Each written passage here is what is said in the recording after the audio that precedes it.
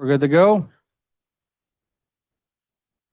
going to call the Star City Council meeting to order. It's Tuesday, April 15th, 2025 at 7 p.m. here at the Star City Council chambers.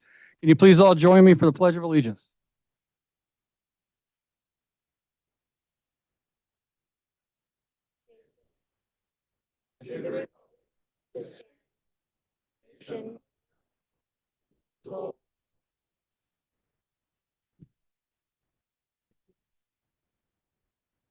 That is a beautiful sound when you're up here and you hear everybody out there saying that. That's great. All right. Tonight's invocation is I don't think, is Bishop Snelder's here? You didn't see him, right? All right. Kevin Nielsen, please. Father in heaven, we offer gratitude for the opportunity to be here as a community tonight and offer thanks for those members of the public who have come to express their viewpoints and opinions tonight. And we ask that you will be with us all, that we can have respect for one another, and that we'll have a listening for what is best for our community. We offer thanks for this great community and great nation that we live in, and the opportunity to assemble and enjoy this freedom. And offer this prayer in the name of Jesus Christ. Amen. Amen. Thank you. Roll call. Hershey. Here. Wheelock. Here. Salmonson. Here. Nielsen. Present. All right, everybody's present, accounted for. Entertain a motion on the consent agenda. Mayor Chadwick, Councilwoman? I'll move to approve the consent agenda consisting of 4A, the approval of claims, 4B, approval of minutes for March 11th, 2025, and 4C, approval of minutes for March 18th, 2025. Okay, we have a motion. Do we have a second? Second. It's like, okay. We have a motion, a second. Any further discussion? Hearing none, roll call. Hershey. Aye. Wheelock. Aye. Salmonson. Aye. Nielsen. Aye. Awesome. We're going to move right on to our public hearings. I'm going to just let you guys know, there's some seats up here in the front if you guys want to sit down. Thank you. So tonight's, we've got a couple public hearings to do.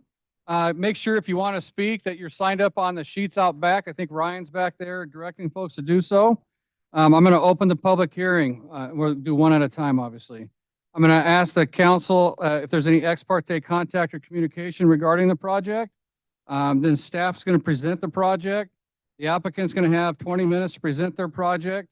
And then the council and staff, the council can ask the applicant and staff questions during that time frame. Then we're going to have public testimony. Each person is going to have 3 minutes to testify. This council can ask, or myself can ask the public questions, which won't count towards your 3 minutes. The applicant will have a 10-minute rebuttal, and then the council is going to ask the applicant and staff additional questions. I will then close the public hearing.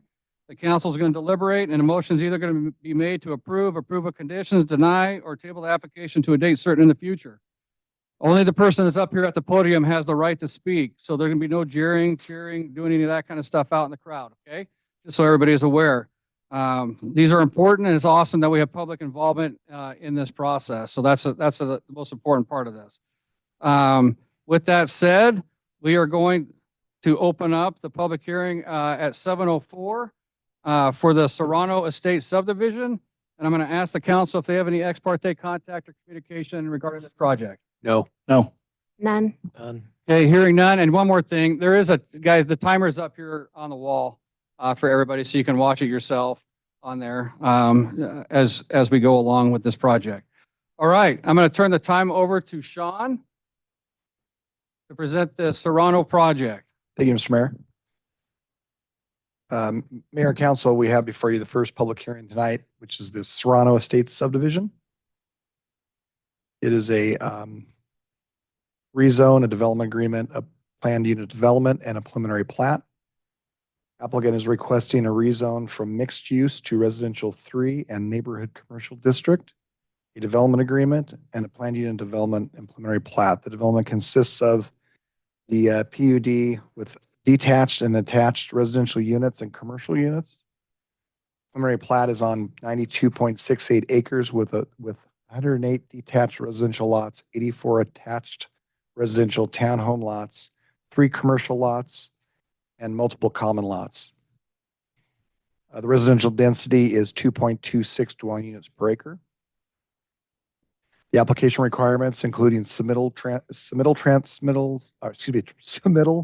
requirements, agency transmittals, legal noticing, and site posting have all been completed per the requirements of the Unified Development Code.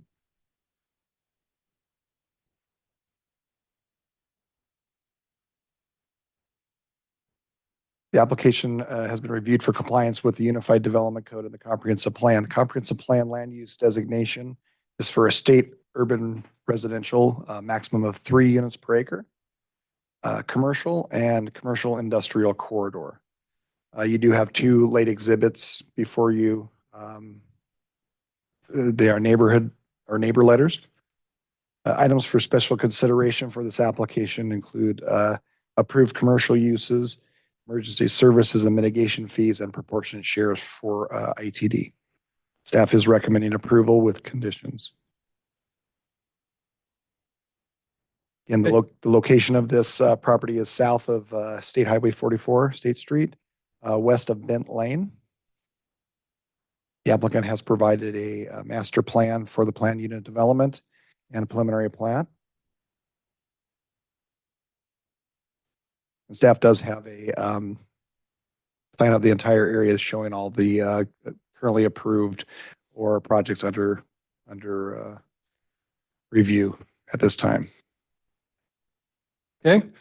And just question for you, Sean, just to clarify, I don't know if you said this, and I'm sorry if you did. When was this originally annexed into the city of Star? And what happened to the previous plat? So this property was annexed as part of the East Canyon development back in the mid-2000s. The preliminary plat and final plat for the project did expire. The property in the development agreement is considered invalid because of the preliminary plat expiring. Very good. Thank you. Any questions of staff, of Sean there before we move on to the applicant? All right, hearing none, Miss Becky. And also, folks, when you come up here to testify, you need to please state your name and address for the record as well. Okay?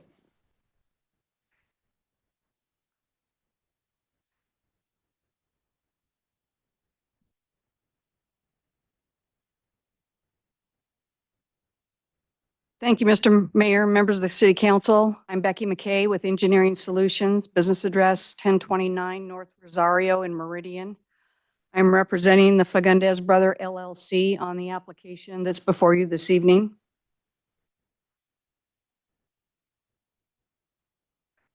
So as Sean indicated, the subject property is located south of State Highway 44. It does have frontage on Highway 44. It is at the mid-mile. Bent Lane is to the east, Canada is to the east, and then Blessinger is to the west. The existing subdivision to the south of us is, I think, River Ranch Estates, and then the Boise Hunter Homes project is to the west of us. That's has their first phase. And then to the east of us, which it's not shown on that map, north of Bent Lane is the Legato subdivision. And then along our eastern boundary adjoining State Highway 44 is the original Grace Assisted Living, which is now Hacienda, I believe. They're coming back through with a new plan.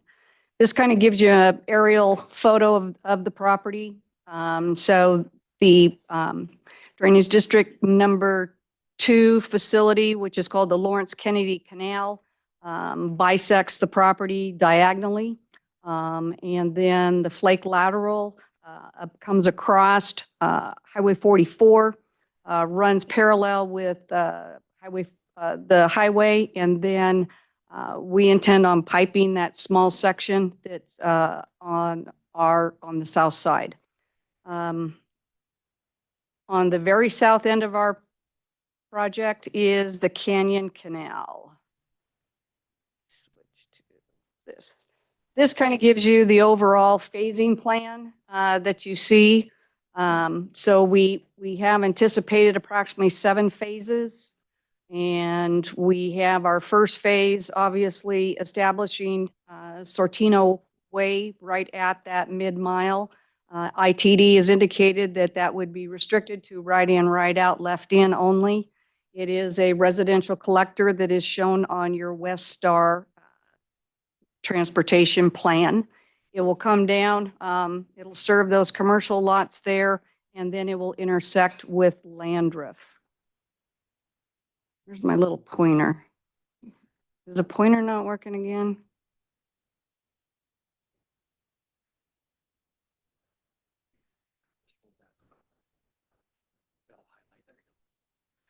Oh, there it is. So you can see that this is Hacienda, their new concept.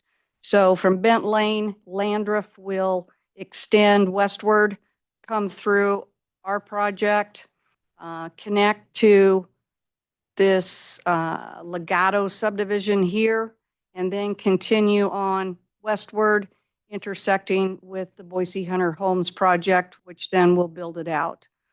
As far as your STAR master plan, it shows that running all the way from Canada, intersecting with a future south leg of Kingsbury. This is kind of a blow up of what we have here. So as Sean indicated, there's 92.68 acres in this particular project. The mixed use was originally placed, that zoning was placed on the project in 2007 when it was initially annexed by Corinthia Homes.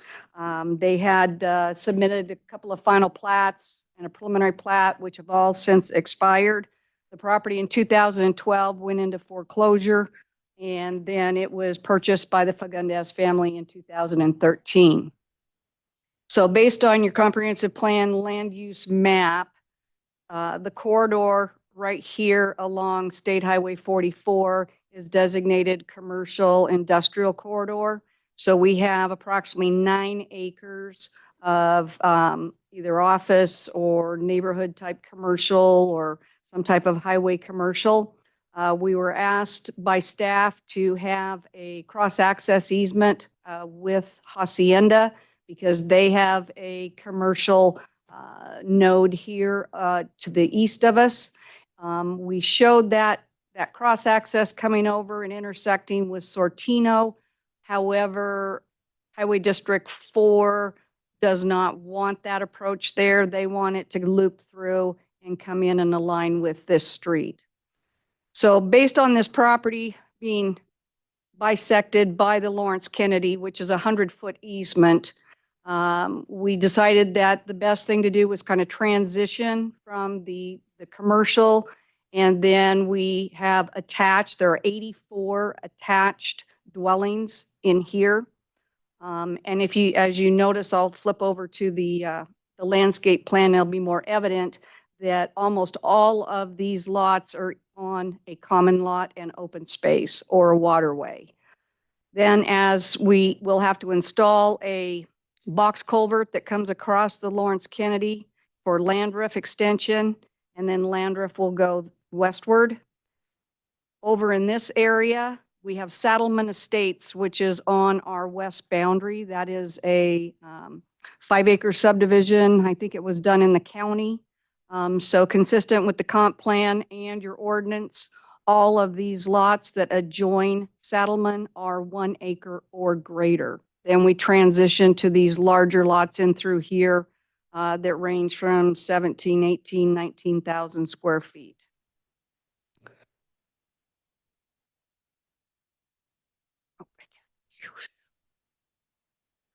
This is the southern section. In the southern section, I looked at like the lot sizes that are in Legato, the lot sizes that are in Star River Ranch. Obviously, we wanted to be consistent with the sizes. And one of the recommendations at the neighborhood meeting was that because these lots to the south of us are very, very shallow, they're wide but shallow, they asked us to make our lots deeper so we would get more separation between the homes. So this is the Canyon Canal right here.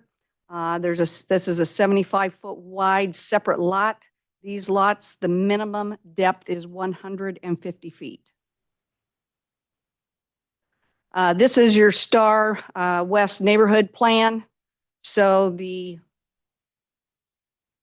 collector that you're looking at is right here. This is Sortino right here. And this is the Landreth collector that will go eventually over to Kingsbury. So this is the landscape plan. In our site plan, we have 27.34 acres of total open space, which is about 29.5%. That does include the Kennedy Lateral and the Canyon Canal. And then I do have calculations where we back that out for our qualified open space. Your pathway plan shows a future multi-use pathway along the north side of the Lawrence Kennedy Canal, which we do show in our plan. And then on the south side, we show a 12-foot gravel road for maintenance by DD2. We have pedestrian pathways, as you can see, that and linear open space, which intersects with that pathway. There's an existing culvert over here, so we put a ped path where we come across and people could walk down. Our central amenity is in the south side here. We have a large pond. This is over 6 acres, this common lot. We have a pool facility. We have changing rooms, picnic shelter, and then up in the northern portion, we have playground equipment. We have pickleball, and we have shelters and pathways, and then we put another pickleball court over here in the far northwest corner.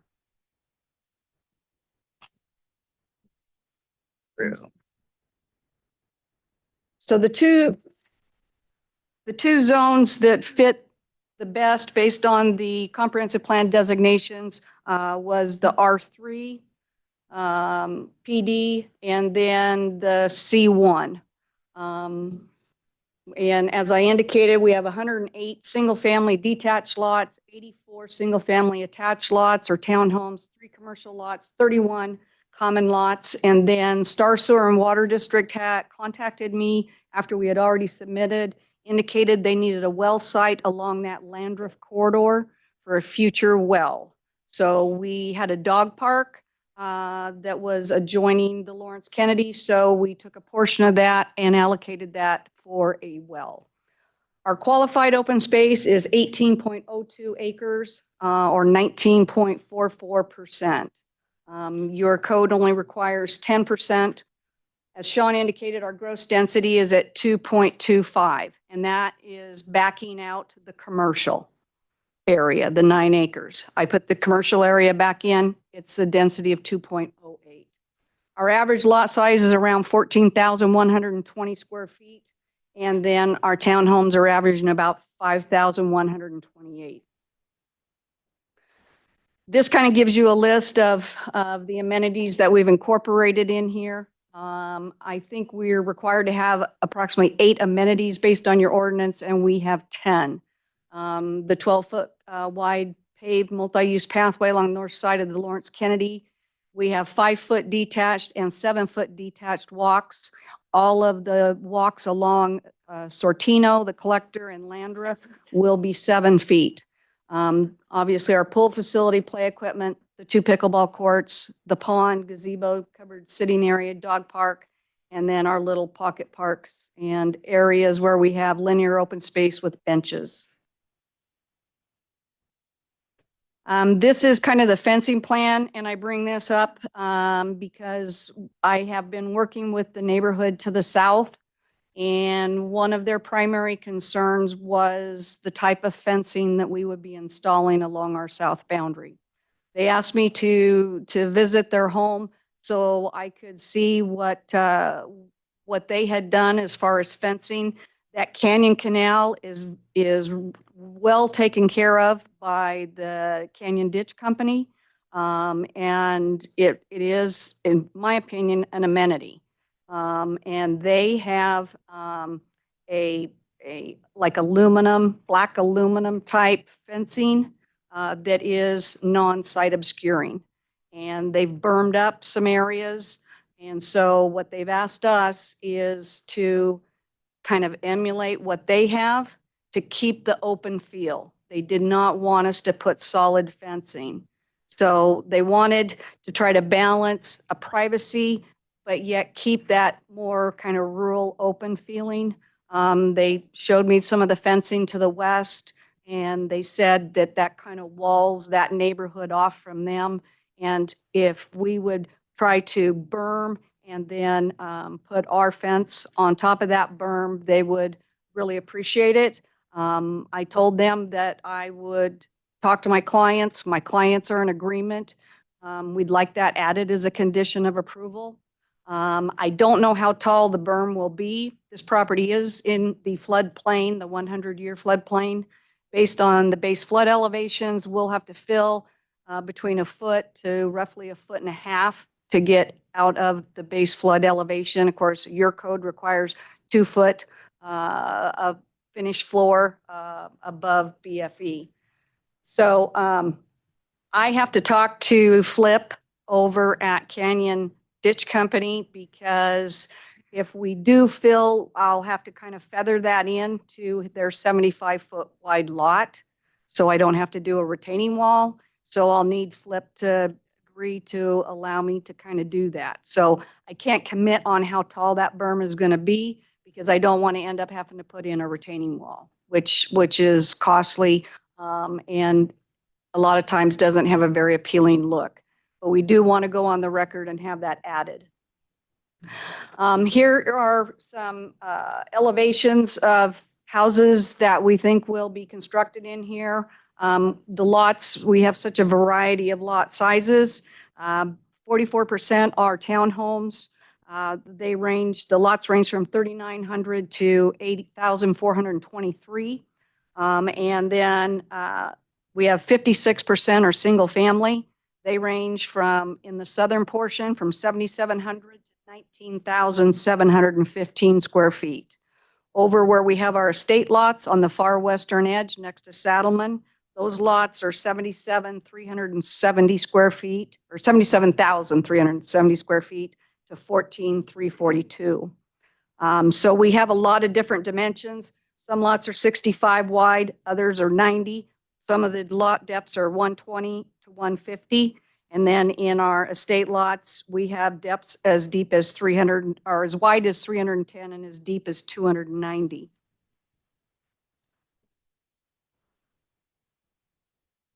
There'll be some single-story homes on these lots.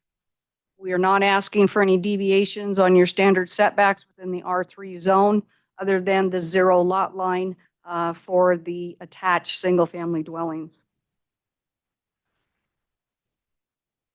That kind of shows you just some different ideas, craftsman style.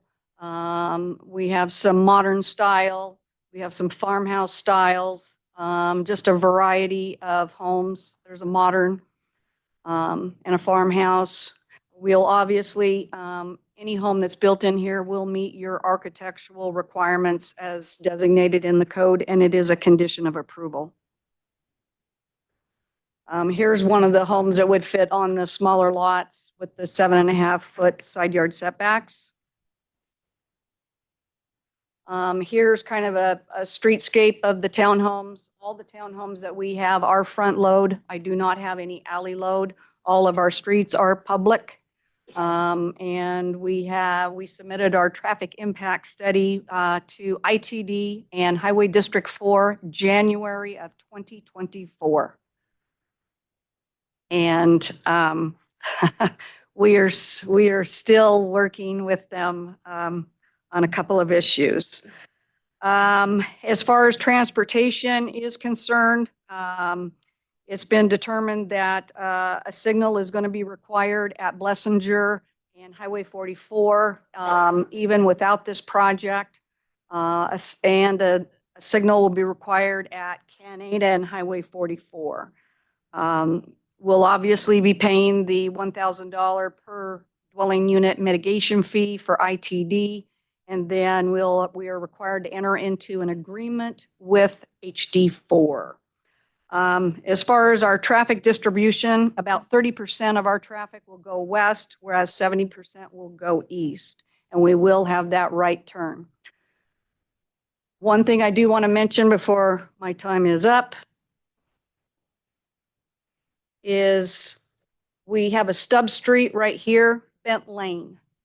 So Bent Lane is been constructed in Legato and stops right where there's this kind of long skinny parcel. That gentleman went before Highway District 4 that owns that unplatted parcel and asked for a vacation of some unopened, unused right-of-way. And in lieu of doing that, Highway District 4 and the city engineer requested that he dedicate that right-of-way. So it will be our responsibility to extend that stub street that I highlighted to the east across his property. The only thing that conflicts with the stub street is an existing well. And Ryan Morgan indicated that we will be required to connect him to Star Sewer and Water District Central Water. All the utilities out in this area are kind of coming along. And we've been kind of dragging our feet for quite a while on the project because we wanted the lift station, obviously, to get designed to the west of us because the existing lift station that is over in Star River Ranch is at capacity. The phase 1 of the Boise Hunter Homes has maxed that out. So they have a lift station that was designed and I believe was going through review, may already have approval from DEQ at this time. Can I answer any questions? All right, I'm sure we got questions, Miss Becky. I do have a couple for you. I'll start out real quick. You were talking about the Beatty's property right there, that long, narrow one. And did you see the letter from them asking the 4 questions? I did not. Okay. It was not. In So I'm going to ask you the 4 questions and put Sir. you on the spot real quick. Sorry. So the first question they asked is, what's the estimated start date? Can they give any type of timeframes to when they will start the road extension of Bent Lane over there on that phase down there on the bottom? Just an idea. Our first phase, if you go back to the phase plan,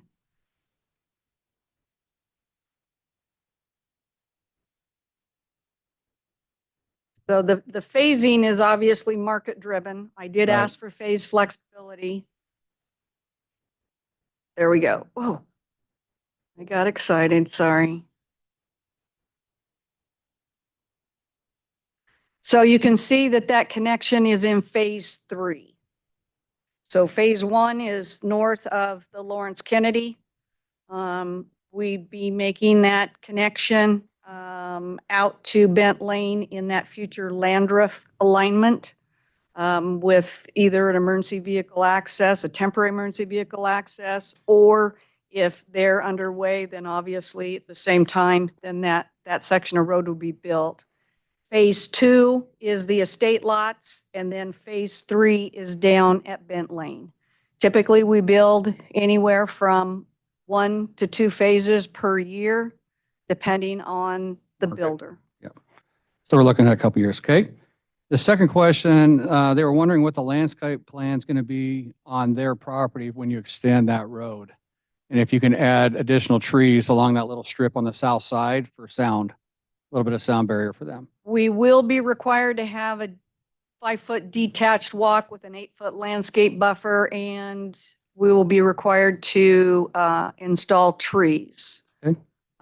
So I don't know if you can work with the Beatties on that. Yes, I guess probably my recommendation would be that we coordinate with them Yeah. on, when we get ready to do that and go out and see what we're looking at and what best vegetative buffering should be incorporated into our plan.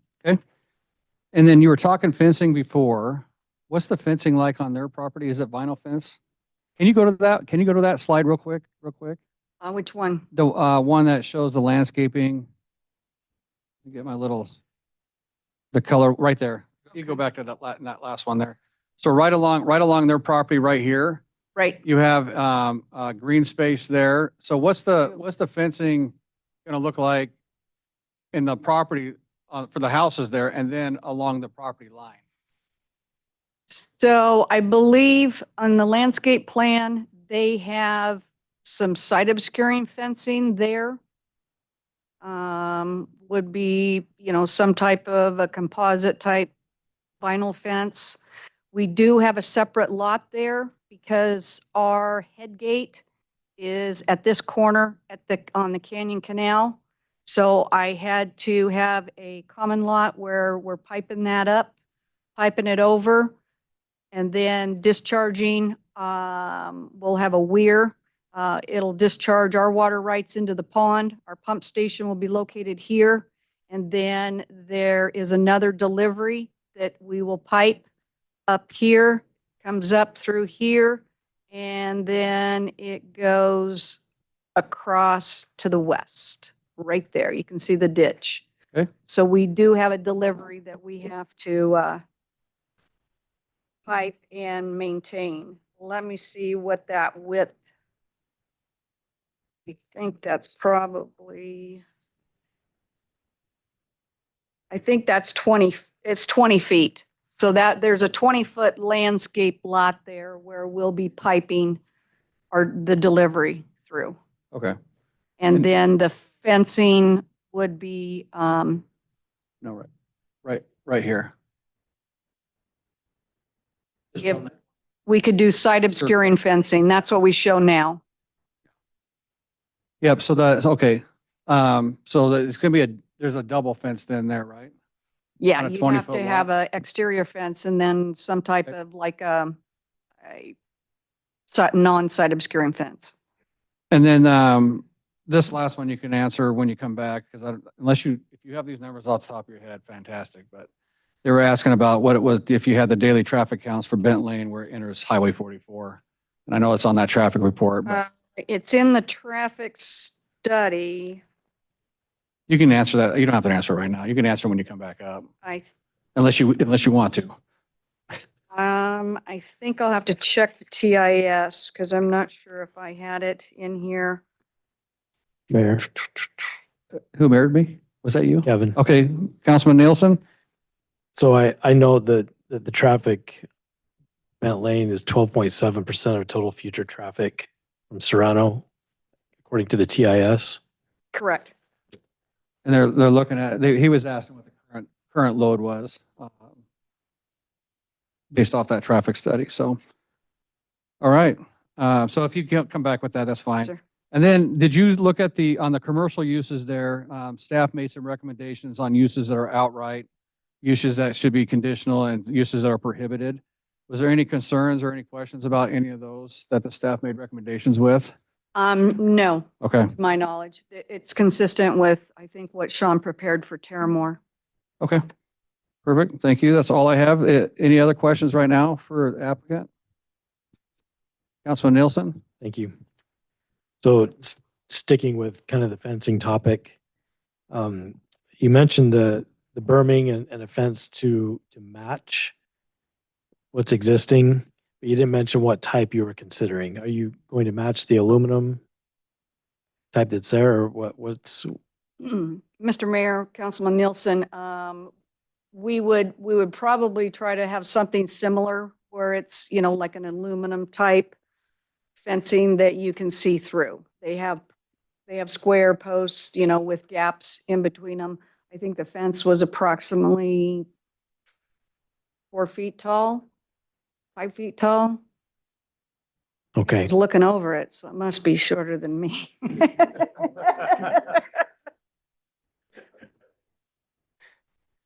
All right, so on your plan, you showed a couple of vinyl options and a chain link option, but none of those are being considered No, for that sir. area. Mr. Mayor, Councilman Nielsen, I apologize that that chain link one got on there, and that is incorrect. We are not proposing any chain link. Okay, just want to be sure. Yes, no, sir. Thank No you. chain link. And then when it comes to townhomes, what's the anticipated ownership of those? Are they for sale or are they being retained and rented? Mr. Mayor, Councilman Nielsen, we will be platting each unit on a separate lot, so it could be sold and owner occupied. Okay, thank you. Hey, Chief, real quick, can you pull out a couple more chairs back there, Ryan, for these guys back there? Everybody's afraid they were going to spit on them. Or I'm assuming might be the problem. All right. Any further questions of the applicant? Councilwoman? Thank you. So we'll talk about the pathways for a little bit. So we did adopt a master pathway plan in December, I believe, of 24. And on it, we added a north-south connection from the Lawrence Kennedy Canal down to the Boise River. And this site here lies within that where we were thinking to put a north-south pathway. And so, with a lot of the other areas, being built, so I would like to think or discuss if it's possible that we can add some sort of connection. So you have the canal, the Canyon Canal down at the south. I'm wondering if we could add maybe a common lot on the west boundary of that bottom block, and then have a pathway run up to that major street there. What's it called? To the main street, and then people could just take Landon. Landriff.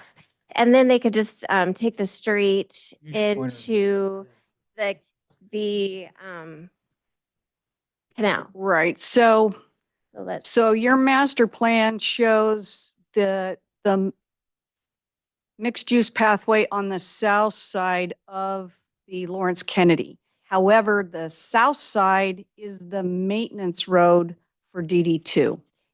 So in talking with Alan Funkhauser, they like to maintain their historical maintenance road. We go in and we make improvements to it. So that's why we decided to put our paved path on the north side.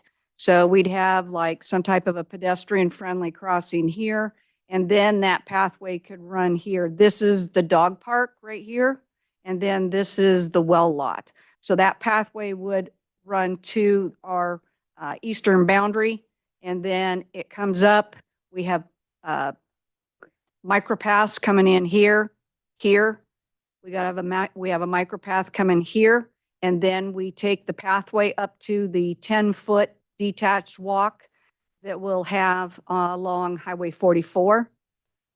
And then down here, we do have a micropath right here. The neighbors indicated that the people ride their horses along the ditch bank. So I'm not sure if Highway or Canyon Canal Company will let us use that as a pathway. yeah. I have not done an agreement, a license agreement with them. So we do have connections, as you can see. This is connected to pathways that go all the way around our pond up to our amenity. We have pathways here, pathways there, pathways that come all the way around the pond and go east and go south. So I'm not Okay. I'm not sure. And so And we'll also have 7-foot detached walks going east and west along Landreth and north and south along Sortino. And I think what I'm looking for is a connection from the Lawrence Kennedy down to the Boise River, down here further. And so I think what I'm seeing here, lots of great pathways. Love the Lawrence Kennedy one. And that'll be a great pathway connecting into other subdivisions. But on this bottom block, I just see like the internal pathway. So this is internal, not connecting so much to it. It wouldn't have access to connect into any other pathway of over, if there's something running down here, if there was There's some. no pathway to the south of us. Yeah, That's I- existing subdivision. So just thinking about this, Ms. Jennifer, I don't know if we can get a pathway through here. I'm not sure. I think this is supposed to be a lot and there's houses right here along that. So I'm not sure if we can get a path. Can we? You know? Mr. Mayor, Uh, Ryan Morgan, Ryan Morgan? city engineer, I can tell you that that lot back there that you were pointing at in Star River Ranch is currently our lift station lot. When the River Park lift station that Becky was talking about is completed later this year, that lot will revert back to a residential lot. It can be sold for residential home. So putting a pathway across that will be very difficult. Okay. And where is that at? What This one right spot? here. That one right there? That is correct. Okay, so then we could get a connection into this right here. Well, you can't because this is already platted over here with houses that have no easements for any paths right there. That's what I'm saying. And so there is no easements. I didn't do that. Is that Sean? It's all locked up. I'm like, what are you doing, Becky? We're trying.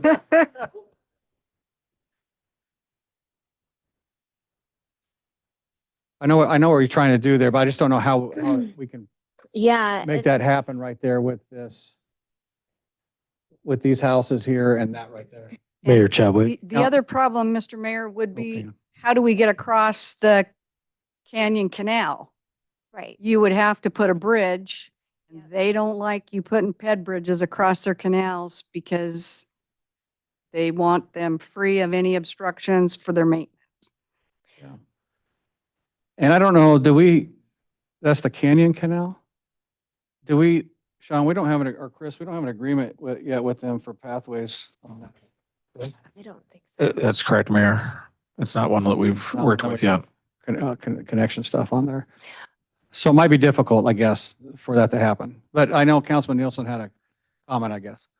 Yeah, I just, traditionally there's been a lot of concern around access through or around Star River Ranch down to the Boise River. And in previous agreements, like with the Fish and Game, I believe we've got an agreement for public access to be taken at a different point.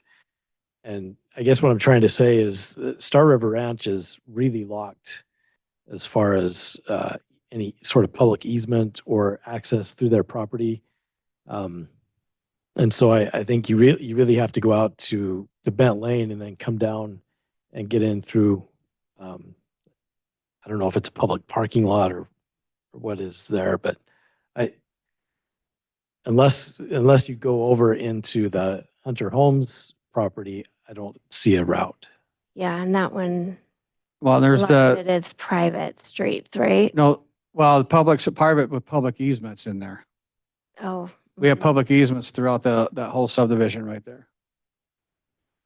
So I think your best bet, Councilwoman Salmonson, is to ensure that we've got pathways going over into the Hunter Homes development and then access down to the river that way.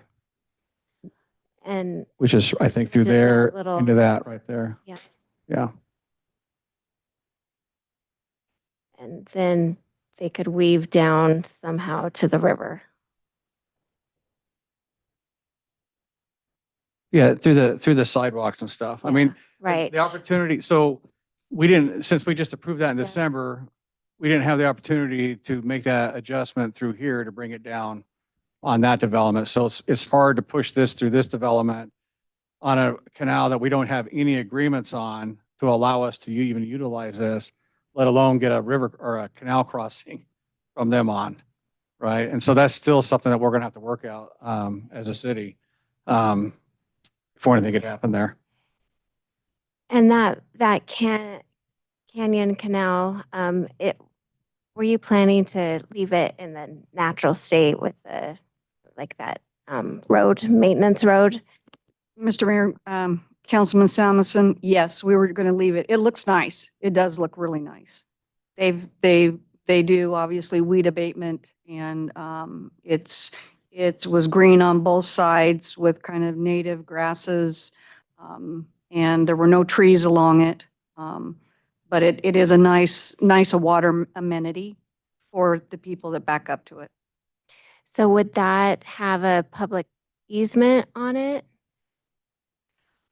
I cannot grant a public easement unless they are That's- willing to enter into a license agreement. Right. And if they're not part of your network, as far as those irrigation and drainage entities that have agreed to these pathways, city pathways, then I'm stopped. Yeah, and so there could be an option though, like to work with, Well, Work with them. later, Yeah. yeah, but there's no guarantee that you're gonna get it. right? Yeah. Okay. Okay, well, there goes that idea. More, well, it's a good question, a good thought, but Okay, okay, moving on then. So, oh, kind of along the same line, so the Lawrence Kennedy Canal. So we are, for amenities along those community pathways, we, like in our master pathway plan, we were saying, maybe it's a couple of benches that would be installed in those larger common lot areas. Would you be open to putting like a bench on one end and maybe one, maybe two? Mayor Chadwick, Councilman Samuelson, yes, we do intend on putting benches along the pathways Okay, so that people can rest or, Yeah. they yep, okay. just sit and then watch ducks in the Lawrence enjoy, Kennedy, yeah, whatever. watch each other. Yeah.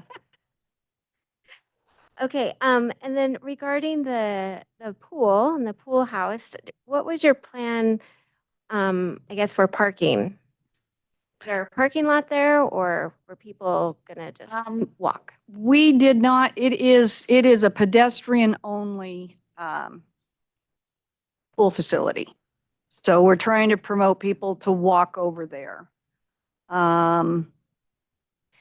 So. Are you concerned about not having a few Well, spaces? no, I guess maybe, would it be an issue with the fire department or anything? I mean, if there was cars that were parked in front of those houses right there, I mean, and that's gonna be a collector road right there. So if there was a few cars parked there all summer long, So mean- this street in front of the pool facility is a local street. So it does allow for on-street parking. Landriff is the collector. There would be no parking on Landriff and no parking on Sortino. okay. But people could park there. Yeah, and so if it became an issue, you could put a sign up on I can't remember the name, the main street there, Yeah, we- Landriff. well, the Landriff will be, yeah, there's no There's no room for parking. parking at all on that road for that, yeah. Okay, how about, so the pond, is that going to be used for any activity, or is it just for looking at? Mr. Mayor, Councilman Samuelson, it would be like an aesthetic pond. We are required to put aerators in it. It would be a pretty deep pond, so we get that vertical movement with the water, like we have out at Heron River. Keeps the ponds pretty clean. When you get, you've got water coming into the ponds, exiting the ponds. We'll have an overflow and then the vertical movement from the groundwater. As far as like a little dock or something, we do not show like a little dock. Sometimes people will go ahead and put their own little dock, but in our plan, we have grass and pathways all the way around it. So individual homeowners would not be able to encroach into the pond. They'd be offset from the pond, which I think that's safer. And then you'd have like a non-site obscuring fence on the rear of those lots. Okay. And so the pathway around the pond, does it not go all the way around though? Yes, it does. Oh, it does? Yes. Yes. So that's why we have these, you can see these little micro paths that are coming out here over to the west and east, over here to the south, then coming out the cul-de-sac. And then we have turf and the pathways, trees all the way around, and then the pond. Okay. And then all those lots then would have the advantage of being near the water. But we're not taking the water right up to the lot. All right. I think that is all that I had. Okay. Thank you. Any other questions of the applicant at this time? Real quick. I actually had none until one thing, because very good presentation. Thank you. Because I've needed it in the past, do you think you could put a handicap spot in the pool? Because, there's been times when walking was a severe challenge, like 9 o'clock this morning. Mr. Mayor, Councilman Hershey, I kind of thought you might bring that up. I think that would probably be wise that we do have some ADA accessible parking available. Yes. All right, thank you. Cool. All right, any further questions of the applicant or staff at this time? All right, thank you, Ms. Becky. Sure. All right, we'll move on to the public testimony. I'm going to apologize if I butcher your name because I can't read everybody's writing. So, just so you know. So I may need you to have you spell your last name for us so we can get that on here. And if you do ask a question of the applicant, they're not going to answer it while you're up there. They're going to take notes and they'll come up and answer it during their rebuttal. We'll start with Mr. Norm. So, Mayor, Council, Norman Allen at 163 Park Drive, representing the property owner here. We agree with all the conditions of approval. Really enjoyed the discussion about the connections, about how these pathways are going. It is important to us to get this correct. About the ADA, I was just sitting here thinking we should at least have an ADA spot at the pool. So I do agree completely with the conditions, and I really enjoy working with your staff and your city. We agree with everything. Thank you very much. Mr. Mayor, could we get Questions? a, Hang on, Mr. Norm. Any questions for Mr. Norm? Mr. Mayor, could we get a spelling of his last name, please? Oh, yeah, spell your last name. ALLINDER, Norman representing the property owner. Thank you. All right, Mr. Pete, Ian. I saw you here. Yeah. You are.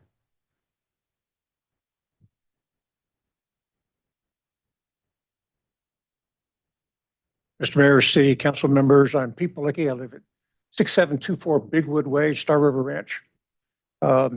We met with a few of our homeowners that live on Bigwood Way that are highly affected by this property. And one of the things, as Becky alluded to, which we definitely support, and hopefully that the canal people will allow it, is that berming that would allow some privacy from one community to another community, and the see-through fence, which would also open up the area. So it's not closing down somewhat like the community to the west has done. When you look through, all you see is these big fences. So we hope that Becky's successful with the irrigation district. I hope it's a condition of approval that this slope can be built along with metal fencing and that it's landscaped and then maintained, at least on the south side, by the HOA, so there's an aesthetic value to their improvement that they're going to do. So appreciate the council's condition of approval to that and Becky's hard work to get it approved. Thank you. Okay. Any questions for Mr. Pete? Anybody? Pete, we got a question for you. Yeah, thank you. You say landscaping to be maintained by the HOA on the south side of the fence. Usually the fence denotes a property line. Well, from what I understand, from what I'd asked the question to Becky, is that the fencing, the property side, which would be the north side, that slope area that would go into those properties would be then landscaped and maintained by the homeowner. The fence and the property that'd be sloped to the west or south side would be maintained by the HOA. That's what Becky had alluded to me. We could have her clarify that too when she comes back up Yeah. on there. So the That way it berm, doesn't put the homeowner to have to jump a fence to landscape and maintain that space. got it. Okay. Thank you. Welcome. Yep, perfect. Thank you. Mr. Brian Burnett? Ryan Burnett, 1125 West Two Rivers Lane, Eagle, Idaho, 83616. Mayor, council members, I am the easterly owner of Hacienda, which was mentioned tonight, as well as across Bent Lane, the old Idaho Power Piece, as well as north of the Idaho Power Piece, Noterra, next to Albertsons. And I just want to say that this plat is very integral in all of the development of downtown Eagle. It meets all city zoning, open spaces, great amenities, walkways. Did you mean Star or Eagle? Star, I'm sorry. Star. You can sit down now if you're gonna. Yeah, I'm sorry. But it is, for water and sewer and roads, it's very important. The sewer, as you guys know, comes right through here. Landrift, the connection that goes through the southern boundary of those developments and over to Canada where the traffic light needs to be put in to take pressure off of 44. This is a major integral part for all of those things to work for downtown Star. And these owners, engineers have taken all of us neighbors into consideration in all their design. And I think that it shows the future of Star and how collective it needs to be, as well as the commercial developments that are all around it really need the rooftops to support that commercial. So I'm in favor of it. I think it's a great design and I'm here to support it. Okay, cool. Thank you, sir. You redeemed yourself. Good job. Mr. Tony?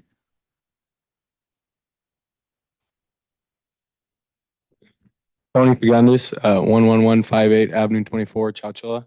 I'm here on behalf of the property buyer, Tony Fagundes, with the Fagundes family. And I just want to thank everybody in the council for consideration and the staff for all the hard work you put into it.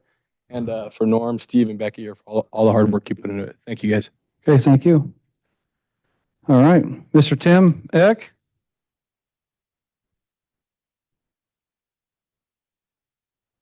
Is this a laser?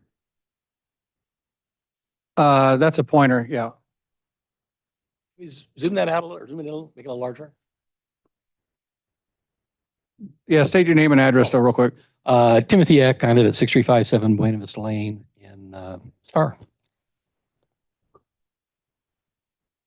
Okay, so we are the developer of the Legato property. We are currently under construction with phase one.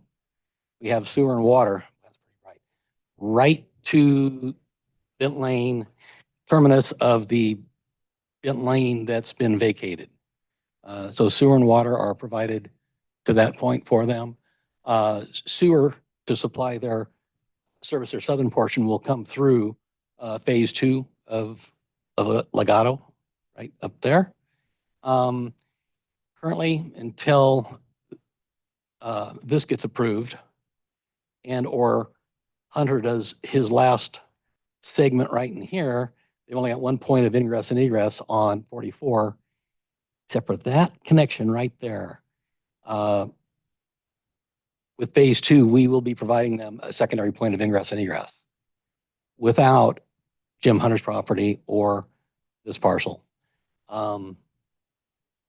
So I think that's all beneficial for them.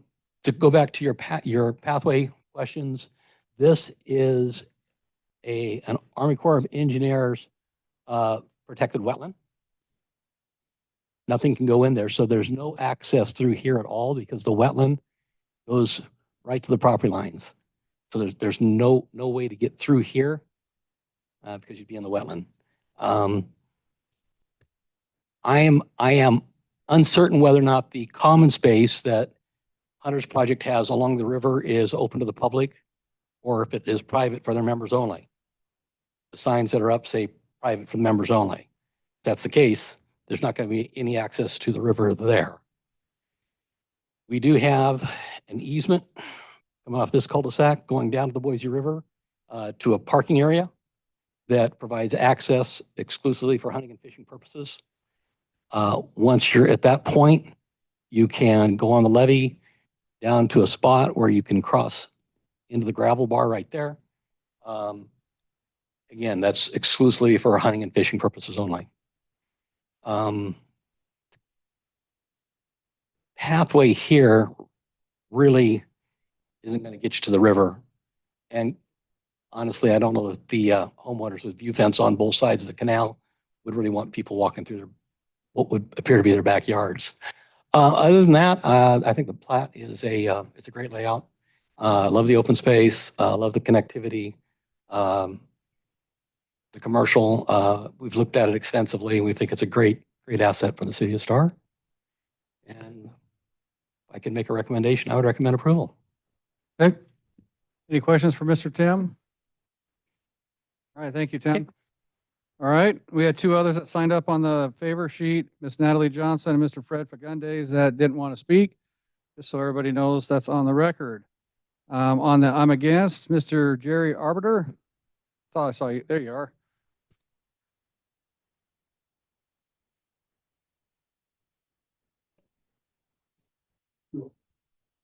Jerry Arbiter, 351 South Crystal Springs Lane in Star. Thank you, Mr. Mayor and council members. I do have a couple of questions for the applicant.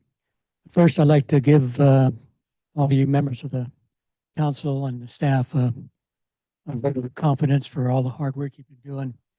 You've got a tough problem managing this explosive growth, and the only way it can be done is if we all work together. The issue on my mind is not so much this particular subdivision, but the traffic. And the applicant, or excuse me, Ms. Becky alluded to a traffic impact study that was started in January of 24. My thinking and recommendation is that I think it's really important that we understand a traffic impact study on what the capacity is of Highway 44 and what the max capacity is. And then from there, we can work back on this particular subdivision and say, okay, this particular subdivision is going to generate so many vehicle trips per day, if I understand it. And I think that would be really helpful for citizens and probably the council members too. If you can get how close we are to the max capacity of some of these roads, and in particular, State Street, Highway 44. So that's my recommendation. Question and recommendation. Well, yeah, let me, I'm just going to address that a little bit. So Highway 44 is in a study currently to be widened all the way to the freeway. So the state's planning on doing a 4-lane road there on Highway 44. The section from basically Canada to Kingsbury is probably going to get widened sooner than anywhere else, because the city of Star entered into a proportionate share agreement for every new house that's built in the city. Goes to pay for widening on the state highways. So we're not waiting for federal funding and things like that to assist that. That's the funding mechanism that went in there and widened the section between Star Road and Canada Road, right? So the traffic impact study, ITD is going to go in there and they're going to make required suggestions. Highway District 4 has already made requirements for all the development community along this segment to participate in light mitigation for lights at Canada, Blessinger, and Kingsbury. And so they're taking all of that traffic study into account to figure that out. The challenge we have is 70% of the traffic that comes through Star on this segment originates outside of the city limits of Star and Canyon County, which we have zero control over. So we can't do anything about that traffic. We could just mitigate what we have coming from Star. And that's the things that we have done as a city, which is no one else in this state is doing this. We're the only ones doing this proportionate share thing for these highway improvements like this that try to mitigate those challenges, just so you're aware. Okay. That's what's happening with that. So, And would that be something we could get out to the public, like these hearings? yeah, I speak about it all the time. I bring it up in I have monthly town hall meetings, my state of the city. We talk about this stuff. So it is out there. It's just a matter of, we got, like you said, we have explosive growth going on, right? It's just getting the information out to everybody so they understand what steps we are taking as a city to mitigate that traffic nightmare that we're having. We've even asked the state, and I was the forefront of this, to get a new bridge crossing at Kingsbury, which now ITD, Highway District 4, the city of Middleton are all on board with. And so if we get that bridge crossing at Kingsbury, that changes everything for us downtown, because people from that segment can hit Chittenden Boulevard, which they plan on making 6 lanes in the near future from the freeway all the way to Eagle Road to take most of that traffic. So there's a lot of moving parts going on to try to alleviate this traffic nightmare and concern that we're having. And the state's been throwing more money. This year in the state legislature, they threw another $100 million into the project. That's going to allow them to bond for another $1 billion of state highway improvements, which the Chittenden Boulevard, or 2026, is slated to get done in that segment from Middleton Road to Star Road. So there's a lot of moving parts that are trying to eliminate those challenges that we're seeing out here with this growth. Okay, thank you, sir. Yep, absolutely. All right, Mark Cron, did I say that right? I didn't say that right? Crone, sorry, I apologize. Good evening, Mark Crone, 6808 Saddleman Ranch Court. I'm one of the, let me see, we got a clicker here, right? We got a pointer. Yep. I'm one of these houses right here in the unincorporated Canyon County 5-acre lots in that. I did write down that I'm against this, but I have met with these people, the engineers and Becky and that, probably 3 times over the last couple of years. And this is one of the better projects that I have looked at and I have done. So it's much different than what you guys approved for Hunter Homes. Hunter Homes was asking for variances, lot lines, all of this stuff, and you gave it to them. They didn't ask for any of that. They kept within the code and stuff. I guess what I'm against is the speed that all of these are being done. Because from where I live right there, when I bought that property, this was all farmland 10 years ago. And I know that's sort of what happens.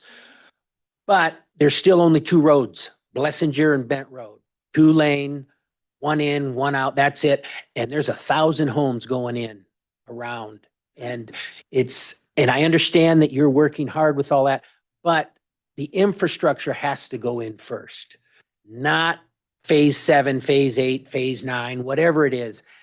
The infrastructure has to go in, and that's widening the roads. And I know you're working on it, and I know 44. I got all that paperwork on 44 that's saying, what it's going to go worth and that. The next one is this one right here. That one's coming, and that's another 193 or 226 homes or something. And you're going to drain it right out of Blessinger, and then you're going to come right out of Bent Road. And now that this one's closed because you're working on it, everybody back in here right now is coming out Blessinger. You got to slow something down. You guys are going to just stamp it, approve it, which is fine. I'm not against development. I'm not against growth, but we got to slow it down a little until we get some of this infrastructure worked out.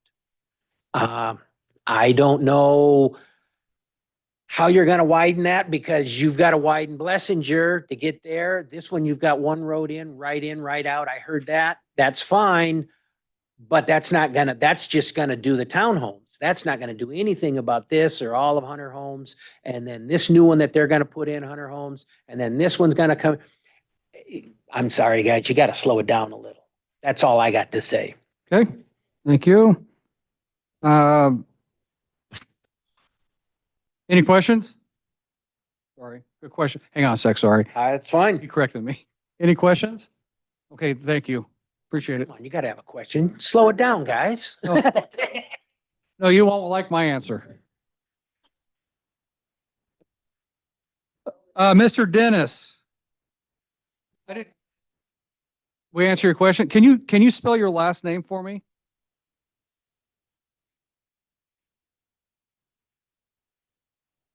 Okay, very good. Thank you, sir. Appreciate it. All right, and then we had Miss Tammy Crone and Mr. Peter Moyer that said that's signed up on against and didn't want to speak. So make sure that that's correct. And then we have Mr. Eric Beatty. You back? There you are.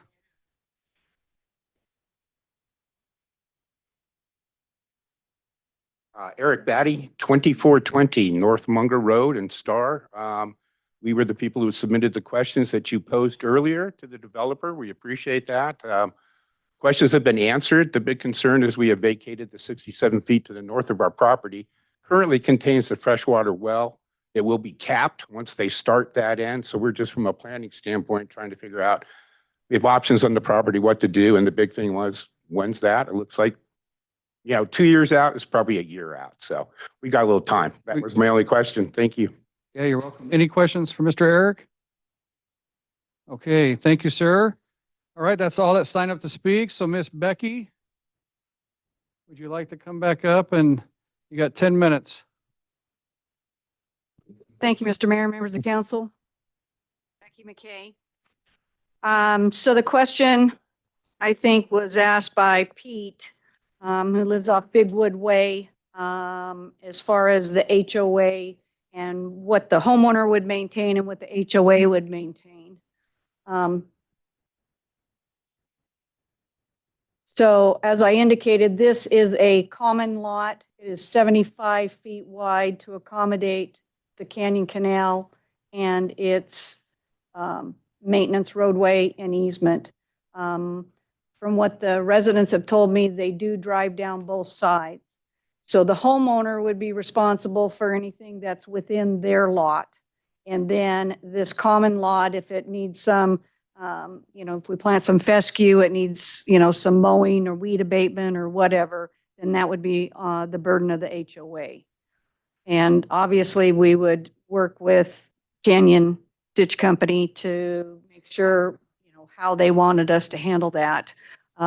Because we can't do like overspray into the water, because this does feed crops as it goes westward. We appreciate the comment from Saddleman Estates. They were very, very vocal, had a lot of input at the 2 neighborhood meetings that we had. As you can see, I tried my best I matched that north lot line for lot line. And then I have 2 lots against the southern lot. But as I indicated, those lots are well over an acre in size. So the impact on them is obviously mitigated by the size of the lots and then the transition of the bigger lots. The speed of the growth. Obviously, we hear this discussion, whether I'm in Meridian, Boise, Star, Nampa, Caldwell, it's the same, that the growth is getting ahead of the transportation improvements. As the mayor indicated, ITD is becoming more proactive. They've done corridor studies. I think they're on their 4th corridor study for Highway 44. They probably had about 5 on State Highway 2026, and they finally widened 2026. So next to be slated after this last study is completed is Highway 44. It's a critical artery. It's a transit corridor between Caldwell and Star and Middleton and Eagle and Boise. I mean, it needs to happen sooner than later. Highway District 4 has taken a very active approach. They're evaluating these projects and what their impact is on the transportation system. And so in that agreement that they are requiring of all the developers, then they calculate what is your percentage of mitigation for future signals, like at, for example, on Terramore, it was determined that the Kingsbury Highway 44 intersection is level of service F right now, and that before the first phase can come online, we had to widen that intersection, widen Kingsbury, and design and install that signal before one home goes in. Obviously, looking out, I think our traffic study went clear to the 2033 horizon. It's been determined that Canada needs to be signalized. ITD has admitted that they want a signal at Canada, Blessinger, Kingsbury. And in our traffic study, one of the things that was mentioned on the Bent Lane, trips per day, the question was asked, what is that? They have basically the AM and PM trips and not the total trips. But the statement by the traffic engineer is the Bent Lane Highway 44 intersection is anticipated to exceed ITD's minimum operational thresholds. And a northbound right turn movement is anticipated to operate under capacity at level of service F in the AM peak hour. And then they said the average delay for the northbound right turn movement is not excessive. And they said once Landreth is extended to Canada, and that is the signalized intersection, then that is going to shift those trips over to Canada and away from Bent Lane. So that's what they're anticipating. And as these improvements take place, obviously people are going to, if they're wanting to make left-hand turns, they're going to want to make the safer left-hand turns at the signalized intersections. And I know that HD4 has been evaluating, they're having all the traffic engineers for every project along this corridor look at what their impact is and pay their proportionate share. I think lastly, Mr. Batty indicated, the timeline, we can only guess what that timeline will be. I'm guessing it would be 2 years. It could be longer. We don't know. It's market driven. It's obviously depends on secondary access, phasing, utilities, et cetera. So we've got a long road ahead of us before the houses start popping up. And there may be quite a few units being approved with some of these projects, but they're not built overnight. They take years to build out. And we look at the traffic impact from what that impact is at maximum build out. But when we stretch these over 6, 7, 10 years, and the larger projects are 15 to 20, obviously a lot happens with our transportation system between then and now. May I answer any questions? Yeah, I do have, there's another one. Highway District 4 policy is saying all sidewalks are located outside of the right of way, which puts the ownership and maintenance on the HOA. So with that said, I would like to put in the agreement that even though that it's part of the HOA, that these are public, you have a public easement to utilize all those sidewalks. Last thing I need is the Yes, sir. HOA to try to tell these people they can't walk on these sidewalks. Yes, sir. Mr. Mayor. It's different than, so what people are aware, it's completely different than ACHD on the Ada County side, which they all fall in within the Ada County right away. And so I just want to make sure that we put that in a development agreement, that this is public right away. Mr. Mayor, Sean came up with a condition that addressed that issue on Terramore, and I would assume that it would be a condition in this project. Also, they won't allow our storm drainage to be subsurface, as we discussed. I'm working on that. And so we do need the ability to have some type of swales, like the photograph that I brought you. That's in my PowerPoint that I gave to Sean and that's downloaded. So we do ask that we have that ability, especially along the collectors. The local streets will put them in, open areas. We'll have the ability to do the pre-development overflow to the Lawrence Kennedy, which has drainage function. So that helps us. Okay. Thank you. Any further questions of the applicant? Mayor Chadwick, Councilman Nielsen? I just realized we haven't really talked about the commercial uses. Are there any planned commercial uses or just the platting of these lots at this point in time?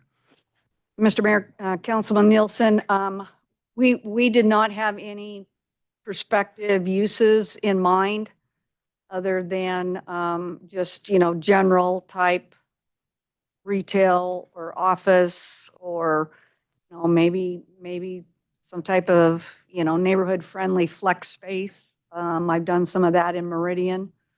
But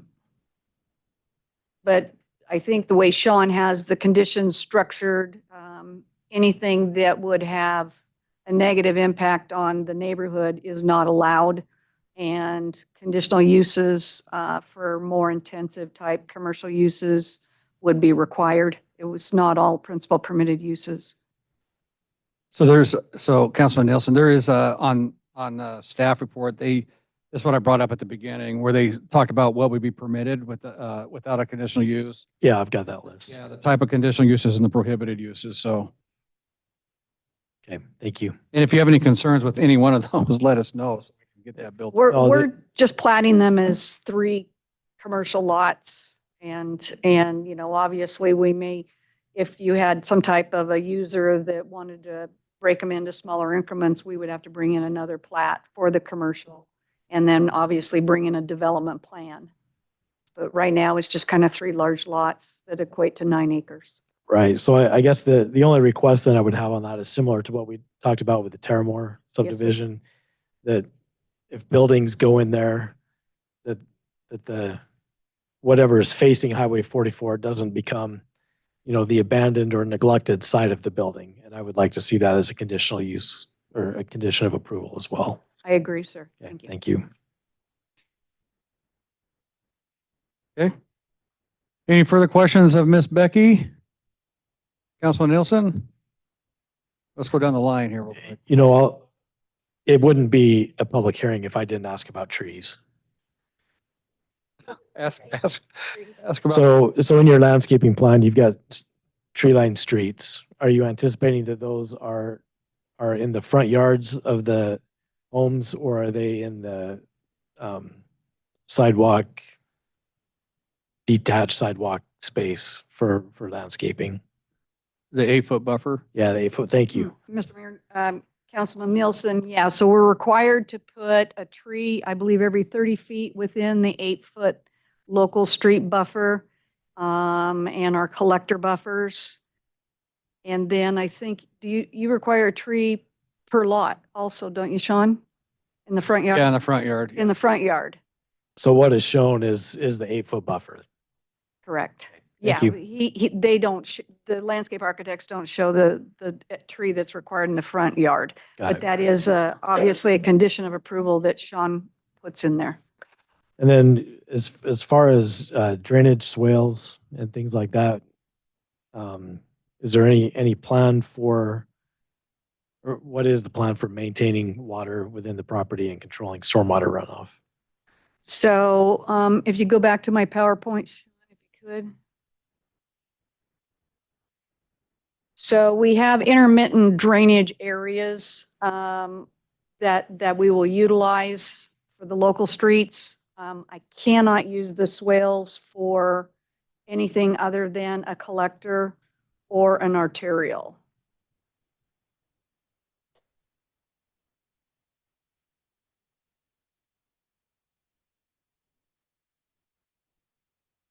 So this is the example that I believe I showed you last time where, this is along Eagle Road, which is an arterial. Of course, we'd be looking at vertical curb and gutter. And then we would have concrete aprons then could run through, because you don't want the grass growing up and then blocking that storm drainage. Right. And then we have a sand window through there. And then there would be kind of a dry riverbed. Then we rock it and put some shrubs in and make it contour it so it looks nice and just doesn't look like sole drainage function, that it has aesthetic appeal. So I want to read the condition that we made based on this picture in our discussion last time and see if that still applies here or if we need to discuss further. And that is that swales are to be constructed no more than 1 foot deep. And this is along those arterials, right? With dense trees, bushes, rocks, et cetera, and sand beds to be covered with decorative rock. Yes, sir. We still good on that? Yes, sir. Okay. Thank you. Okay, any further questions, Kevin? Nope. Councilwoman? Councilman Wheelock? I have no questions. I'm assuming, just because I haven't been talking, I would love to see less density in the townhome area. But at the end of the day, it's a beautiful development and, looks nice. Thank Okay. you, sir. Councilman Hershey? Okay, all right, no further questions of Miss Becky. It is 8:25. I'm going to close the public hearing and we're going to go to council deliberations. And I'm just going to I'll start off real quick on here. I do believe that this is probably one of the better looking projects with a lot of different opportunities from large lots to small lots, the townhome lots to commercial lots. I get and understand the traffic concerns. I fight this every day in this town on traffic. And I do believe we're doing stuff to mitigate that. I think they did a great job. A lot more open space than what's required. It follows our comprehensive plan and our code. This was annexed in 2006, so it's already part of the city on here. So I'm all for this project with with all the different conditions that we talked about, which I wrote this down so you guys can look at it. But make sure that we have benches around the pathways that you talked about, a handicap parking spot at the pool. I think I wrote it all down here. Oh, public easements on all sidewalks. That landscape buffer that we're talking about on the back side, that we just have that clearly defined on who's responsible for that on the south side by Canyon Canal. And that's about it that I have. I don't know what else you guys might have on that. So go ahead. I'll open this up. Mayor Chadwick. Councilman Nielsen. So I had just a couple of additional conditions that I noted. The extension of Bent Lane. Oh, yes. The addition of trees for sound and visual buffer along there. It sounds like that's already planned, but I want to make sure that that's in the development agreement. And I believe that was along the south, at least along the south part of. Correct. Right. Yep. And I apologize if you mentioned this already, but the fencing along the southern border, bermed and fenced to me, to match with what is currently there, by that, I guess it's Star River Ranch that's right there. The aluminum fence, see-through, that's going to match up with that. I read the one about the swales, talked about commercial highway, and I think that's it. All right. Anybody else have any other conditions that they were talking about or have discussion or comments on it? I think that captured it. I can't think of anything else. And to reiterate, yes, I thought it was very well laid out. Okay. Councilwoman? Mayor Chadwick. Yep. The condition I would like to add, I know we talked about it here tonight, but just to make sure it's in a condition is that Lawrence Kennedy Canal is that 12-foot wide and it's paved. And that the pathways also include a public easement. Okay. And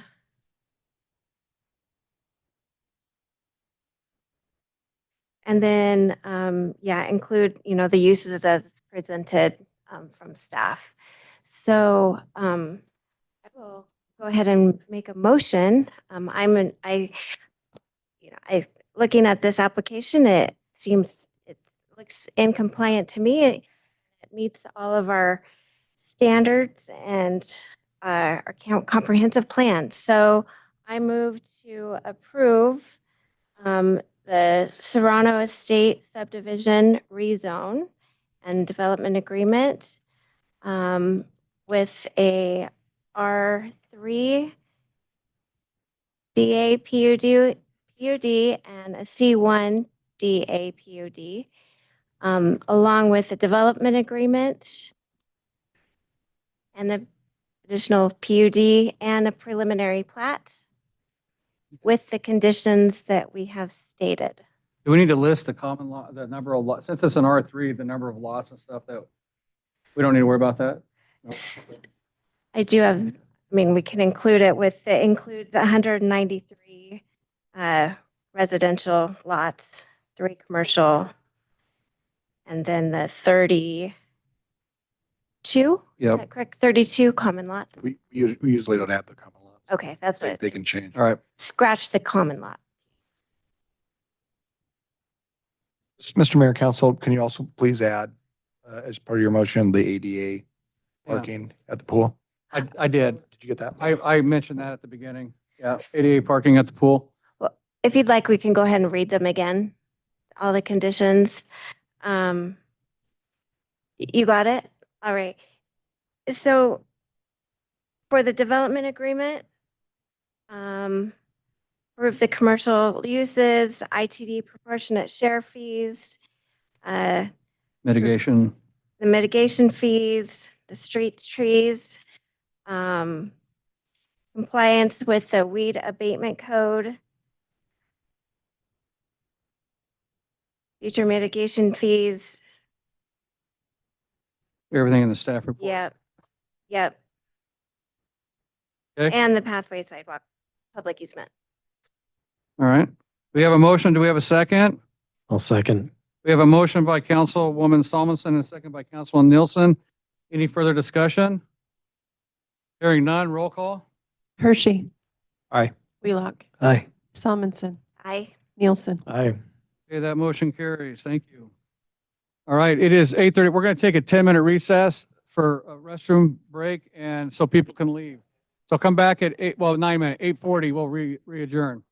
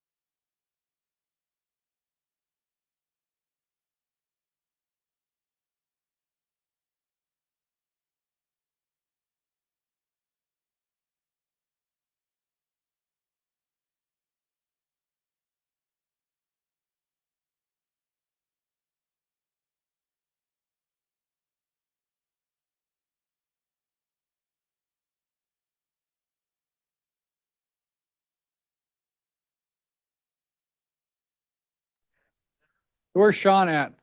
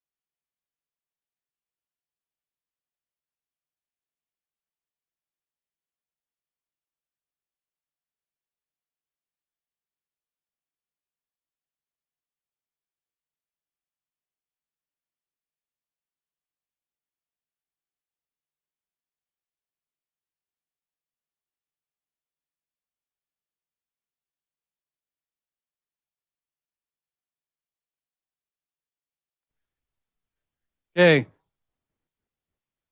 It's, okay, it's 8:41 and we're gonna resume our city council meeting tonight.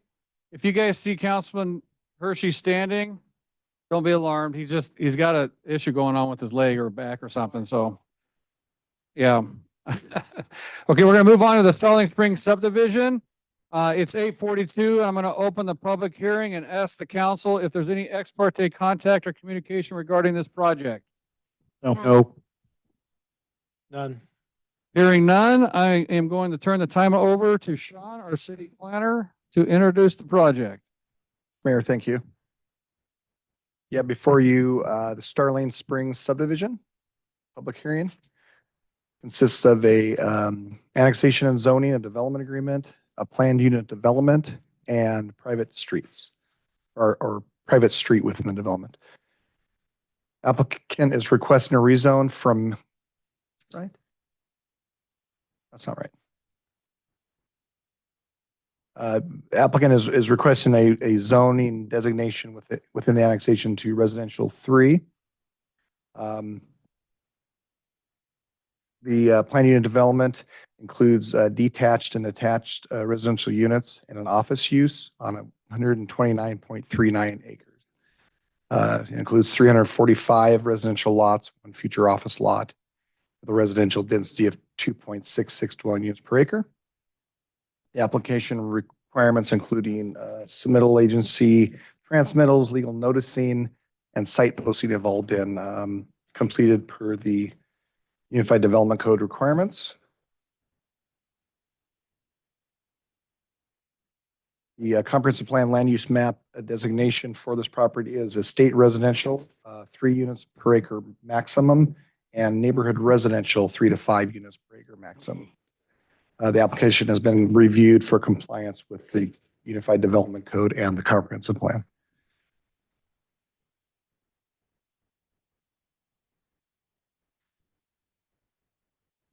Staff is recommending approval with recommended conditions of approval. The application is located on the north side of Joplin Road, west of Star Road, east of Canada. It's located within the south of the river plan of your comprehensive plan. The applicant has provided a conceptual plan. What we're doing tonight is we're just reviewing the planned unit development. We are not looking at the preliminary plat. Upon approval of the land use and the PUD, the applicant will come back with the preliminary plat for additional review and approval. So basically, it's a zoning, an annexation and a Annexation, zoning. and a planned unit development with the consideration for the private streets. All right. With that said, any questions of the staff? Mayor Chadwick. Councilwoman? So for a PUD, you have to have a couple different, commercial and residential. And so where is the commercial? I get that it's a concept, but where is a commercial being proposed? Right now, the applicant is proposing it in the northeast corner, right here along the future Collector Street, on the north boundary. Okay, so where that pond is? Next, adjacent to the pond, that's where they've proposed it. Okay. Okay. Okay. Sean, Councilman Wheelock. so we're looking at a development with no houses and no roads? You're looking at a conceptual plan that's got public and private roads proposed, and you're looking at a density, you're looking at a type of land use, and you're looking at an office use. It's similar to Willowbrook, no different. It was a zoning and an annexation with a conceptual, and then the plat comes back at a later time. So, Mr. Mayor, basically, put it bluntly, no matter what, no houses will be approved. Correct. Didn't we make them match lot lines and things like that? That was all part of the, but that was all, the same thing applies here is you build in your development agreement what you want done, and it goes into the development agreement with the annexation and the zoning. Same thing that we did. Yeah, very that similar one. to Willowbrook. Okay. I don't see it, but okay. Right. I can further explain if you want to talk about it.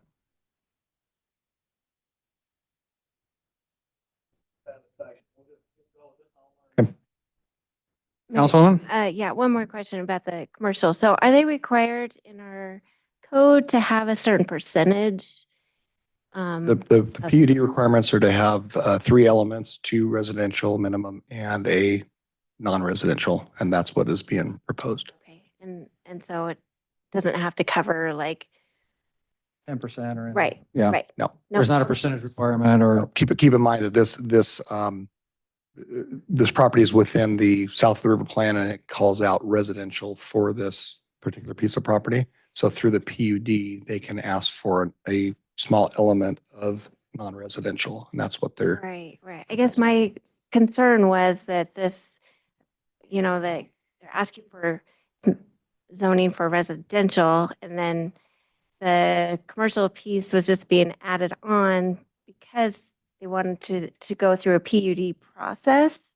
And per my understanding from the code, that's not the intent of the PUD to have like variations in residential through a PUD. The PUD, it's not the intent of a PUD to strictly be proposed for deviations to setbacks. Right, right. By putting in a commercial element, that does not apply. That does not. So I'm just gonna say this right now. We're here at a public hearing. Let's have the applicant speak. We're not stopping a public hearing right now, if that's what we're trying to do. Not asking. We're gonna have the public hearing, have the applicant speak, and then ask them the questions and ask staff questions and make your decision at the end. Okay. Based on the findings and facts and the code and stuff as you guys understand it.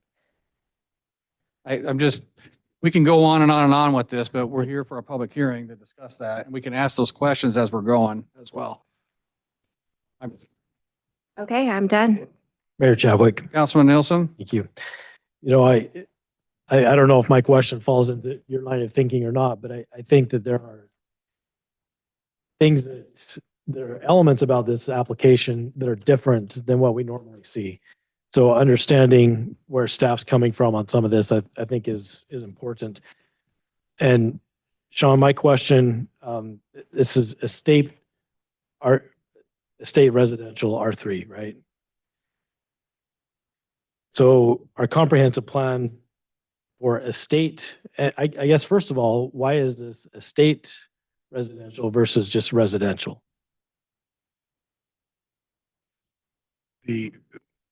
So there's 2 residential designations in the South River Plan.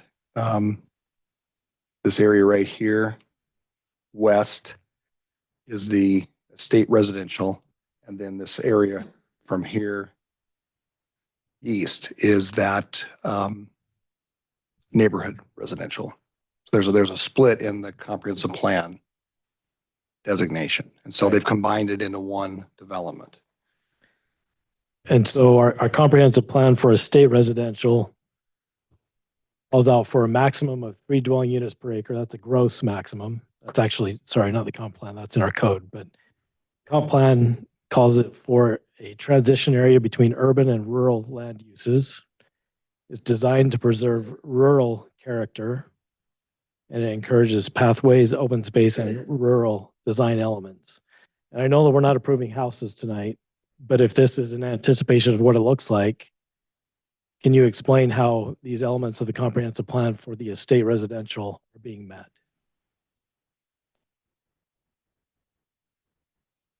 You give me a minute, I'll go back to the staff report and I can pull that up for you.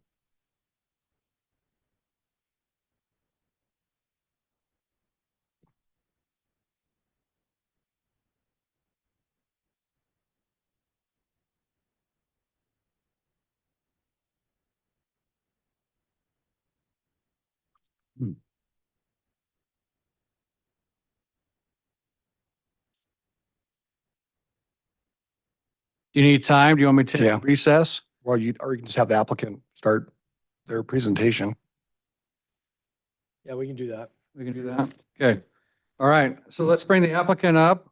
Who's Martin? Oh, you are. Gotcha. Nicolette. Hello. Nicolette Womack, Kimley Horn, address 1100 West Idaho Street, number 210, Boise, Idaho 83702. I'll pause until we can get our PowerPoint up. Oh, sorry. You're good. I'm reading staff You're in the reports. middle of Hold a on. research assignment. It's okay. Thank you for your time tonight. We're excited to walk you through this project. So far, great questions. I hope we can shed some light to that, and happy to take your questions as you go through them as well. Let me zoom out a tiny bit.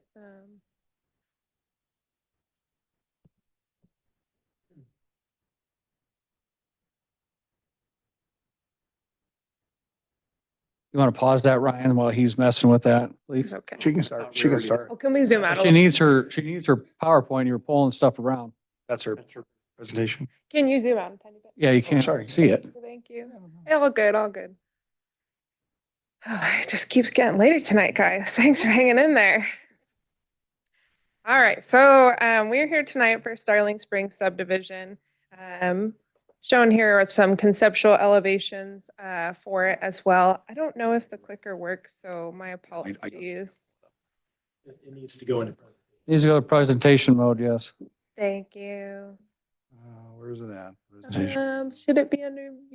Not used to doing non Okay.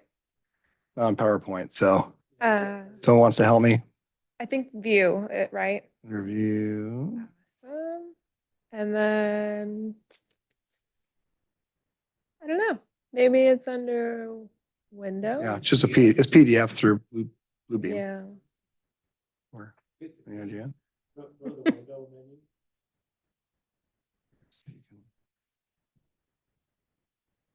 Presentation. Oh, perfect. You got it. Thank you so much. Pull that one over here. Well, And it didn't do anything. give me a second. Sorry, guys. Oh, no. You, Ryan, restart that.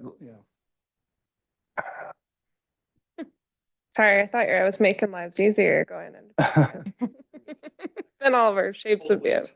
So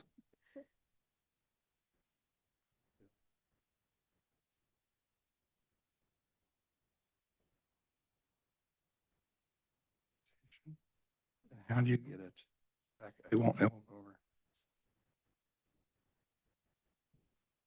It's locked up. Hey, Sean, try view, whole page, and then window presentation. I think it Oh, there we go. Looking. Second here, let's see. No, go it's to not view. doing it. It's locked. It's locking up.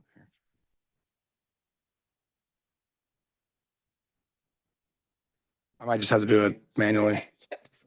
I didn't bring my routine. So I'm not used to this. Exactly. What was that, Kevin? What'd you say? You can try actual size. Love it. We can just scroll too. Here, go back up, go back up. But now go to your window and presentation. Screen. Yeah, it's putting on the other screen and then it won't. All right, just scroll, you going to scroll through?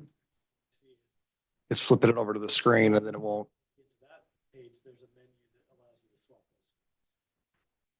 He's the IT Hey, guy. guy. That T guy help us out here. That's his job in real life. Get it to flip over. So. Here.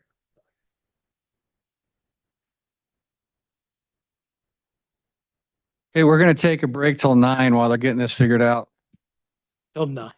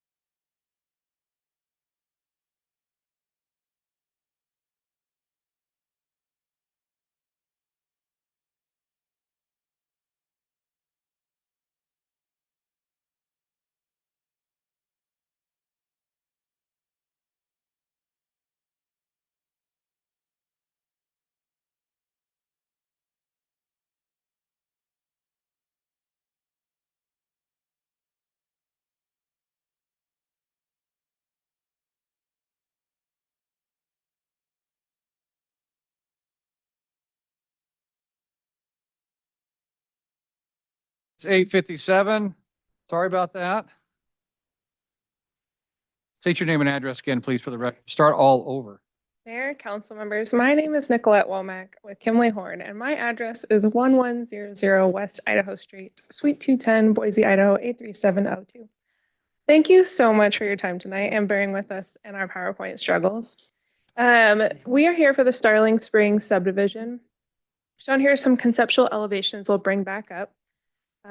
Now that we're rolling, the button's not working. Let Sean do it. Okay. Next slide. Awesome. So shown here is the applicant team. It includes Kyle and Martin from Toll Brothers. Michael and myself are with Kimley Horn. I am a planner. Michael is an engineer. And then Sonia and Becca are with Kittleson, and they are the traffic engineers. We're all available for questions as we dig into the parts and pieces of this project. Next slide. So Toll Brothers, as many people know, is a national luxury home builder, and they employ over 150 people locally. They developed Milestone Ranch subdivision and several other subdivisions within the city of Star. So shown here are some of the pictures from that project, just for some examples of the quality of their work. Next slide. Shown here's a timeline of our application. We started with an initial pre-application in April of this last year. And we had several other meetings with staff to talk through different parts and pieces and more pre-application meetings along the way, but that was the initial one. And then we had a July neighborhood meeting, October submittal. We're here tonight for council. And then in the future, as Sean mentioned, there'll be a preliminary plat application which will require a new neighborhood meeting and a council hearing. Next slide. So before you tonight, again, this is, unique in this situation. So we are requesting the annexation, rezone, and development agreement. This would bring the property into the city, assign R3 PUD DA zoning, and include the setback modifications we're going to talk you through, and our request for early building permits for entry monument, amenity, and model homes. In that PUD, we are providing that upgraded amenity package, various residential lifestyles and site designs for a creative mixed-use project. And then our last request is regarding private streets, and it will include gates only in the southwest corner of the project. And we'll talk you through that in a sec. Next slide.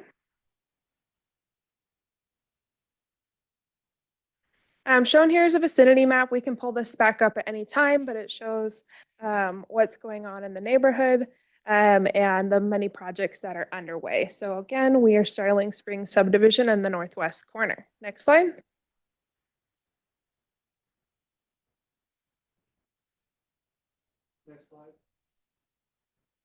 So shown here is a little snippet of the South of the River sub-area plan. Happy to bring this up again. You can see, and in that plan, although it's a great plan, there was a lot of conceptual road networks and conceptual uses and a lot of natural features being worked around in the area. So our site encompasses several of the uniquely shaped bubbles labeled estate residential and neighborhood residential. And some of the description about this area, which is called the River Valley West area, is that it would include a mix of residential types with highest densities along the river and within the mixed use areas along Star Road. And then moving westward, it would transition to, moving westward, it would transition to estate residential. And then we'll walk you through the density transitions of the project. Next slide. So shown here is the conceptual master plan for this project. You can see there are several perimeter stubs for advancing the area connectivity. You can see our subject property is 129 acres. We're proposing 345 detached single-family homes, and that brings us to a total density of 2.66 units per acre.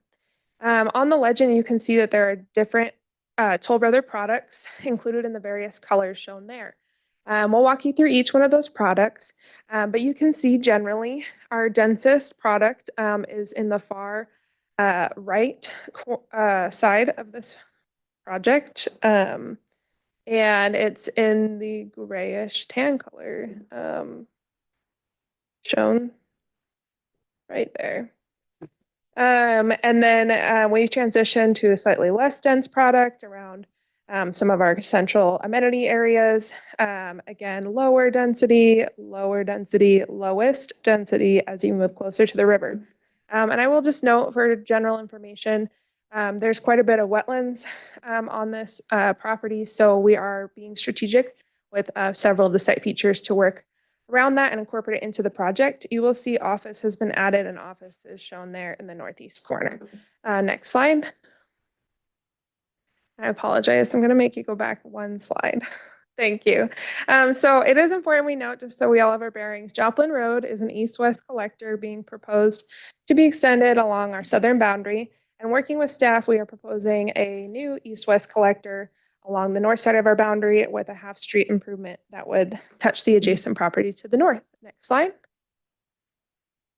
Awesome. So here are average lot sizes. I won't bore you with that information, but if you'd like it back up, we can bring it back up in a little bit. Next slide.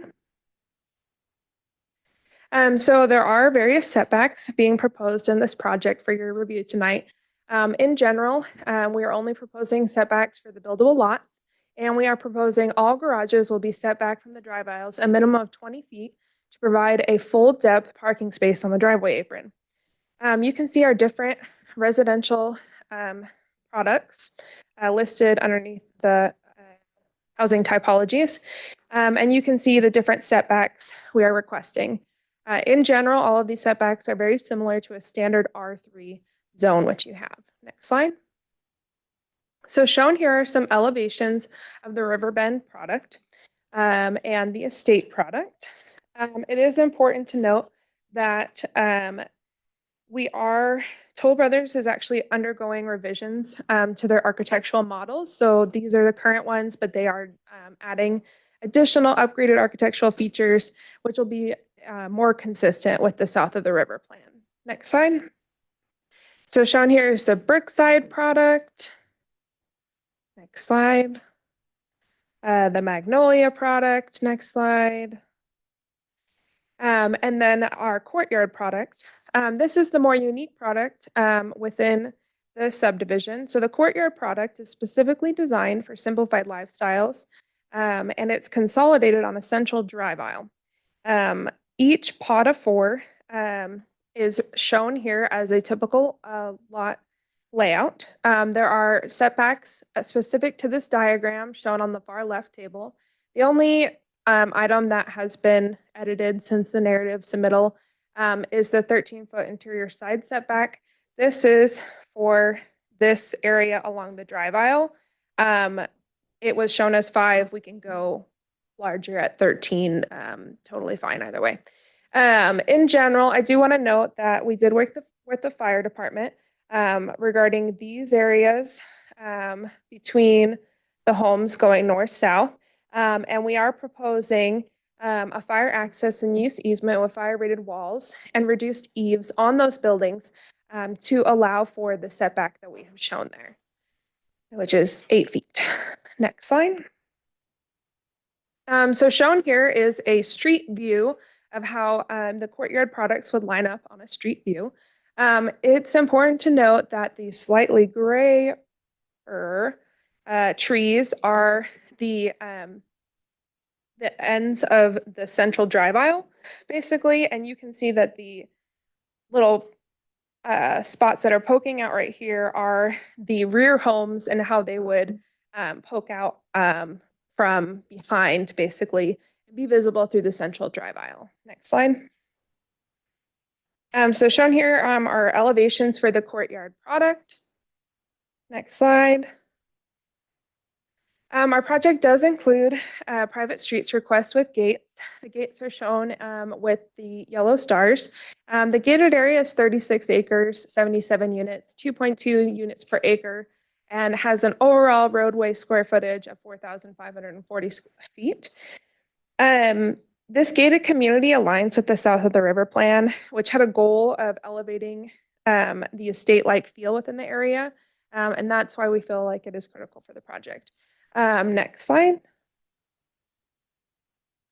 Regarding open space and amenities, we required 15%. We're providing more than 25%. We're required 10% usable. We're providing 15%. We're required 11 amenities and we're providing 13 amenities. So we are greatly exceeding the requirements on the open space and amenity front. In general, area 1 includes the pool house, conditioned space, pickleball courts, playgrounds, shade structures with picnic tables, and a central pond. And this is the area 1 within the center. Area 2 is a tot lot with a smaller shade structure and picnic tables, and that's over here. And area 3 is our community-focused open space with our 2 regional pedestrian walkways and open waterways, which is the Eureka and Phyllis Canal. In general, it's also important we note that all roads will include detached sidewalk with street trees, further improving the pedestrian connectivity in the area. Next slide. Shown here are sample precedent imagery showing the level of quality the amenities will be designed at. This is similar to the Regency at Milestone project in Star. And happy to take any questions. Next slide.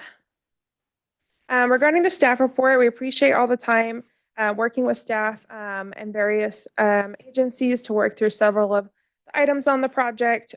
We did receive the staff report, and in the staff report, there were some setback table updates. There was a note about needing to update for consistency with the architectural elements, so we'll do that. There was an item about the Ada County lot split, which will be finalized before we record the development agreement. There's also a note about ITD needing a TIS. They did get the TIS already. It was submitted and accepted, and we submitted that in late correspondence. I think there was a slight confusion with the subdivision changing names, but it seems like all is in order now. ACHD report, we are continuing to work with ACHD on various aspects, and we'll be sure we comply with their staff report. Next slide. So it's really important that we update you all on what updates have been happening along the way. There's a lot going on the site, and a lot of improvements have made this project a much better project. than when we started.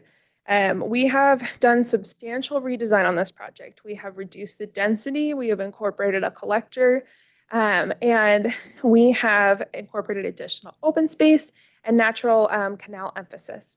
We've also added that commercial unit and happy to take questions on that. And we have coordinated with the fire department on the courtyard setbacks, including the fire easement and various construction types we can do to increase the fire protection for that area. And we've also coordinated with the neighbors on this project as well. So next slide. These are the elevations that are beginning to be underway with Toll Brothers. So just wanted to let you know those are in the works. Next slide. And again, we would just request your approval of the annexation rezone development agreement, PUD and private street permits. We will be back for a preliminary plat and we will stand for any questions. Okay, Councilman Wheelock. Mr. Mayor, I would love to have a few questions answered since we're not talking about houses, we're talking about houses. Mhm. I'd have a hard time when you talked about Milestone Ranch Phase 2, we updated our comp plan and went to 7.5 foot side setbacks and adjusted Milestone Ranch 2 to that. And yet here we are talking about them again. You would hope that we would accept a shorter side setback and a front side setback with no roads or no definitive roads put in? Is that what you're telling us? Can we go back to slide for the courtyard? I think that's what we're talking about, I right? keep being told they're conceptual, but Mhm. they're on the map. I hear you. So it is a conceptual plan, and it will need to be further refined in the preliminary plat, which will further, delineate each lot and how they're all laid out. So shown here in a conceptual layout, the smallest setback that we have is 4 feet on the rears, and it's funky how all of these work, honestly. So on plan 2, our front setback is to the south, and we have the garage space. Our rear setback is right here, which is that fire defensible easement. And then our interior side is along the shared drive aisle. And you can see that the property line goes down the middle, but there's more space than that. And then on the exterior perimeter side is a 5 foot setback. So generally it spins around in the circle. Do you want me to walk through more or how can I help? Move your buildings farther apart. Okay. It's dishonest. I mean, we've fought to have open space and we're going from a cow pasture to this. It's a huge change. And I recognize we don't live in the country like a lot of people, but that's our goal in my opinion was to have more space between people, even though they want to live closer to each other. I don't understand, but the look of these houses so close to each other is something I think we're trying to get away from in Star so that people can have a little bit of area. Understood. Mayor, council member, can we go to the main conceptual plan? Okay, thank you. This will work. So in general, I just want to note that the only area that's requesting those courtyard setbacks is on the far east side. This is a product that you do see in Eagle and Caldwell and is considered an elevated product for certain lifestyles, of course. And then everything in every other color on the site would be your typical setbacks in the R3 zone. Sure. I get that. A couple of the other issues, you noted there was 4 connector places for the subdivision, and currently 2 of those connections go into a field. Mhm.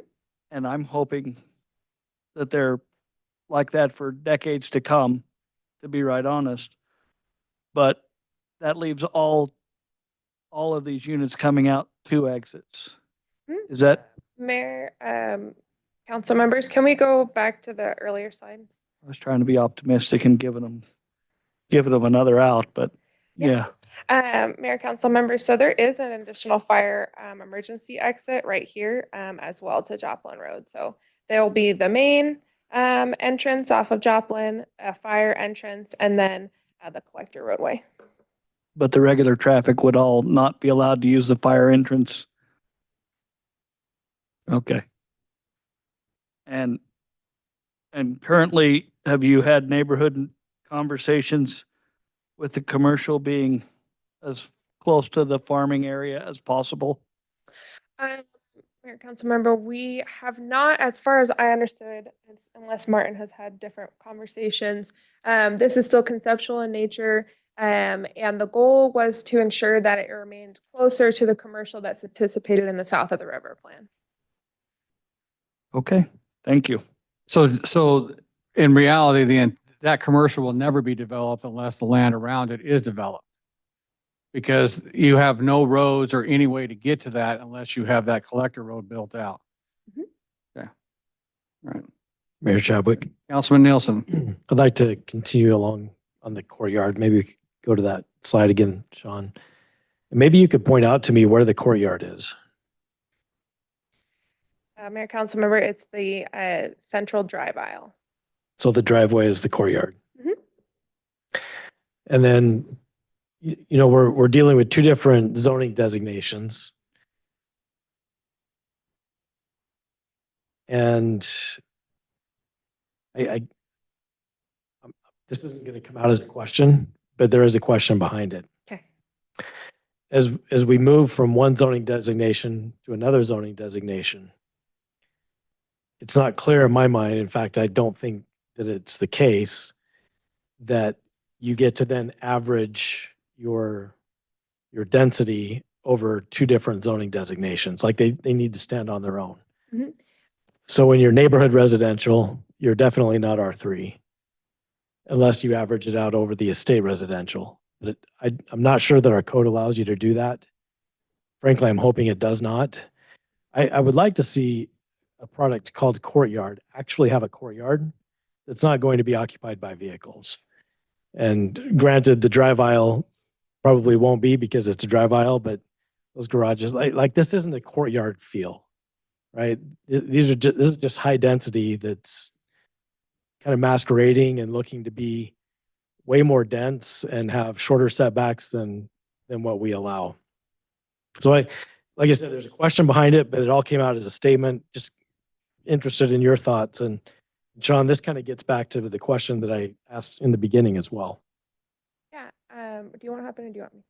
Well, first of all, you got to please understand, Mayor and council members, that they're asking for one zone, not multiple zones. The comprehensive plan is what has that split designation.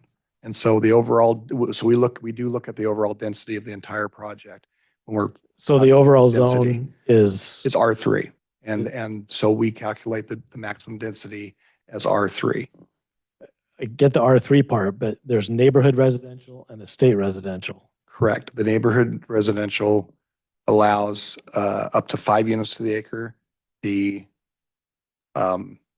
state residential allows up to 3. So I don't even know if we need to even be fixated on that because the density of the overall development is less than 3 to 1. I get the overall development, but we are talking about two different zoning designations. We are talking about one zoning R3. So what's the comprehensive plan is a guide. It's not a zoning designation. I get so we're looking at the R3 zoning designation on the whole property. So single zoning designation.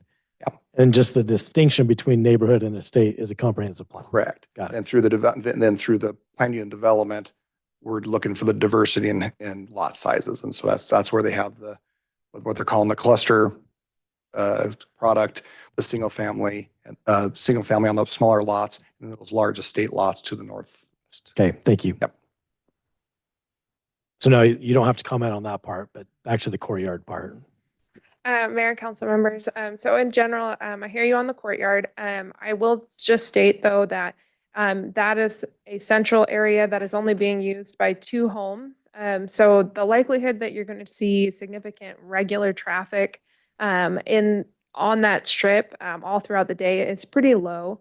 And other than, general like, commute times, it is available as an open space for those residents. I think it does function. Yeah, we might just have to agree to disagree on that part of it. Well, I did have one other question and it went away, so You're good. I yield. Okay, Councilman Wheelock? Can I come back in here? I have, so, and this might be as much for Sean as when we are doing subdivisions in other places in the city, we had got away from the corner drive lot, that The flag lot? flag lot with multiple houses on one road. Isn't this that same thing, only times 40? We could have, yes. Is that a question for Victor? It feels like a flag lot, only there's 17 of them. You want to speak to that, Chief? Yeah, thank you. So kind of a unique thing here in meeting with the applicant and having conversations, right? Is when we look at what we want to offer for Star and having a uniqueness and different availability around, right? A different product. And so for me, a flag lot is when you have one lot in the corner that you have to drive up a huge drive aisle to get just an extra lot in the back. And believe me, the team here knows how I feel about my side setbacks and the way we fought for them. But I had to look at this as a unique style of home for the city and try to get as much setback that I could. Does it create a flag lot? I mean, now that you're saying it, yes, I can see that it could be a flag lot. But I'm looking at it as a unique product that we do have some already in the city off of Moon Valley. And those ones are a lot tighter than what we have in front of us. Do we love them? You love them. Then why are we duplicating? That's the question. And so my, again, Councilmember, my recommendation was in my letter was to put in fire easement with some construction recommendations for the siding, and ultimately it is up to the 4 of you to make that decision. Can I ask a follow-on, Chief?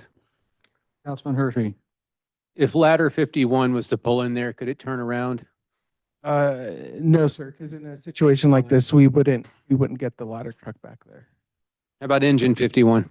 Engine 51, tactically in this situation, we would use the first portion of the drive aisle, but not the hammerhead portion of it.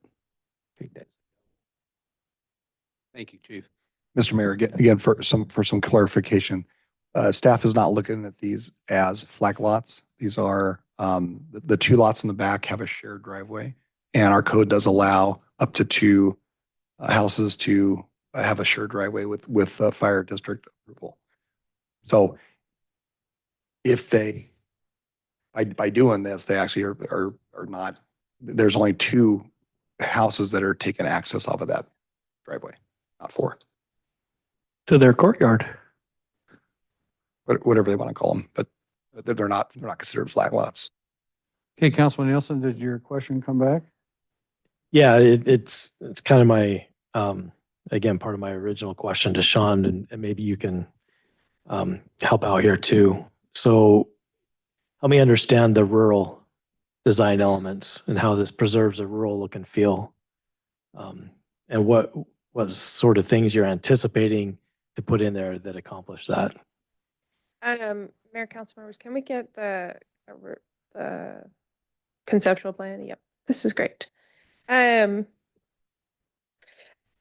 council members, in general, the rural area is unique in nature in terms of we're transitioning from and trying to support a lot of the commercial. The south of the river plan does anticipate southeast of us, through, the rooftops that they actually need to support that commercial.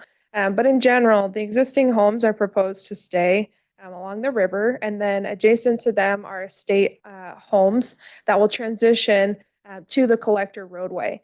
South of the collector road and the other collector road, which are two pretty substantial size roads being proposed for area connectivity, it is more urban in nature. Regarding the dark blue color, which is the Brookside, I believe. Can we go to the next slide? The largest homes in the southwest corner. One more slide. Sorry. There we go. They are an average of 8,000 square feet. So I wouldn't classify that outright as rural, but it does transition from north to south and west to east in decreased density. So outside of size, and I mean, certainly I understand what it means to have collectors and building between them. But maybe I can phrase my question this way. What do you understand our comprehensive plan to intend when it comes to rural design elements? Can we go to sorry, I forget the order. 2 slides or 3 slides up to the south of the river plan. And while you're getting there, I'll just say kind of a summary of that is our comp plan encourages pathways, open space, and rural design elements. I see pathways. I see a little bit of open space, although it's a wetland, so I'm not sure how usable that is.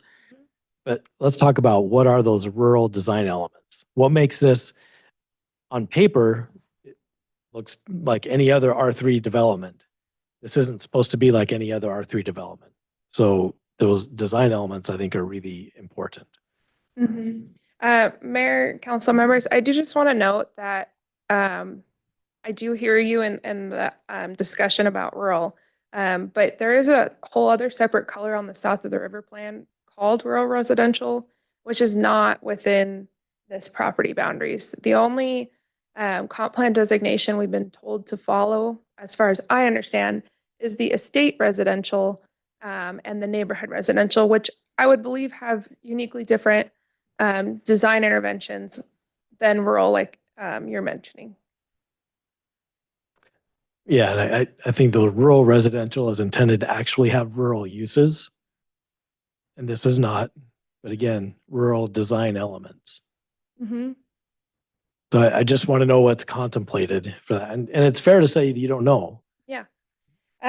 Mayor, council members, again, we will come back for a preliminary plat. The amenities will come back to you in more detail. If you would like to see more rural elements incorporated in those amenities, that's usually where that gets incorporated, and within the fencing plan as well. We don't have that tonight, which might be more of the information you're looking for. So Kevin, where are you getting the word rural at in the, is it in the comprehensive plan? Yeah, it's in the comp plan in the estate residential. In the estate residential side, talking about rural? Yeah. Okay. All right. Thank you. And again, not necessarily rural uses, but rural design elements. And some of the things it mentions are, street line trees, natural fences and pathways, things that make it look like you're coming into a country living sort of scenario. Yeah, Mayor, Commissioners, council members, if you would like us to include some of those details in the upcoming submittal, we're happy to consider a condition for that. Some of those elements you mentioned, we're already doing the natural pathways. Open style fencing is one we could definitely consider in the right areas. And we're happy to come back with more information in the pre-plat. We are, and my apologies, we are also doing tree lined streets on all of the roadways. So I'll just continue on here for a second on some other rural design ideas. Community gardens, hobby farms, equestrian trails, ponds, canals, or irrigation features that are preserved as visual and recreation asset. You mentioned open fencing, pasture style fencing and gates, which would be like split rail, post and wire. Narrower rural style roads with no curb and gutter. I'm not necessarily suggesting that one, but these are things that Developed it, but when you you, really well, want look, it. when you think of rural design elements. Yeah. You know, detached sideways with wide landscaping strip, or sidewalks with wide landscaping strips, use of gravel trails, decorative signage or monument entries using natural materials like stone and timber. I mean, they're just to name a few, right? There's lots that can be considered in that, but I don't see that and I know that the neighborhood residential doesn't anticipate that, but it's not just lot size. I really want to drive that point home. Understood. South of the river plan, you're one of the first to come in on it. It's new for us. It's new for you. We're going to have to, what we do here, I think is going to set a tone. And so that's why this is of particular concern to me. Understood. Mayor, council members, just want to note, we are undergoing those architectural revisions to the products. And if that's something you would like to see in the upcoming revisions, we can make sure we call out those more rural elements in the updated materials. Okay, you got a question, Councilwoman? So kind of along those same lines, south of the river plan. So in there it says, you know, that one of the goals is to incorporate connected communities and new family-friendly neighborhoods. And so, you know, here I think you're asking for private streets and a section of gated community. So can you convince me? Because I'm leaning, like, I don't see how gated community is, you know, helps promote that family-friendly, connected community. Mayor, council members, I think this is a feature that works for some users and is highly desirable to have a gated community, and that in their mind ensures that it is family friendly. And for others, it's maybe not something that they're looking for. Toll is confident that there is a substantial market for people looking for gated communities. And we do feel that the South of the River Plan did talk about an estate-like feel. And when we think about estate, I don't know what others think about, gated communities does often come up for an estate-like feel. So with that, that's what's being proposed.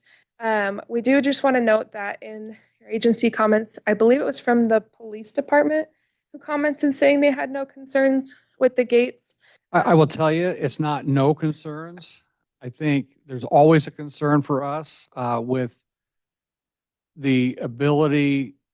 Here's a challenge we have. I don't mean to cut you off, but I'm just going to tell you this. This is the challenge we have with private roads right now, is there is no enforceability for the police. The phone calls come in, people get pissed off at the police because they can't come in there and do it. And what does that create? Animosity towards our police department, right?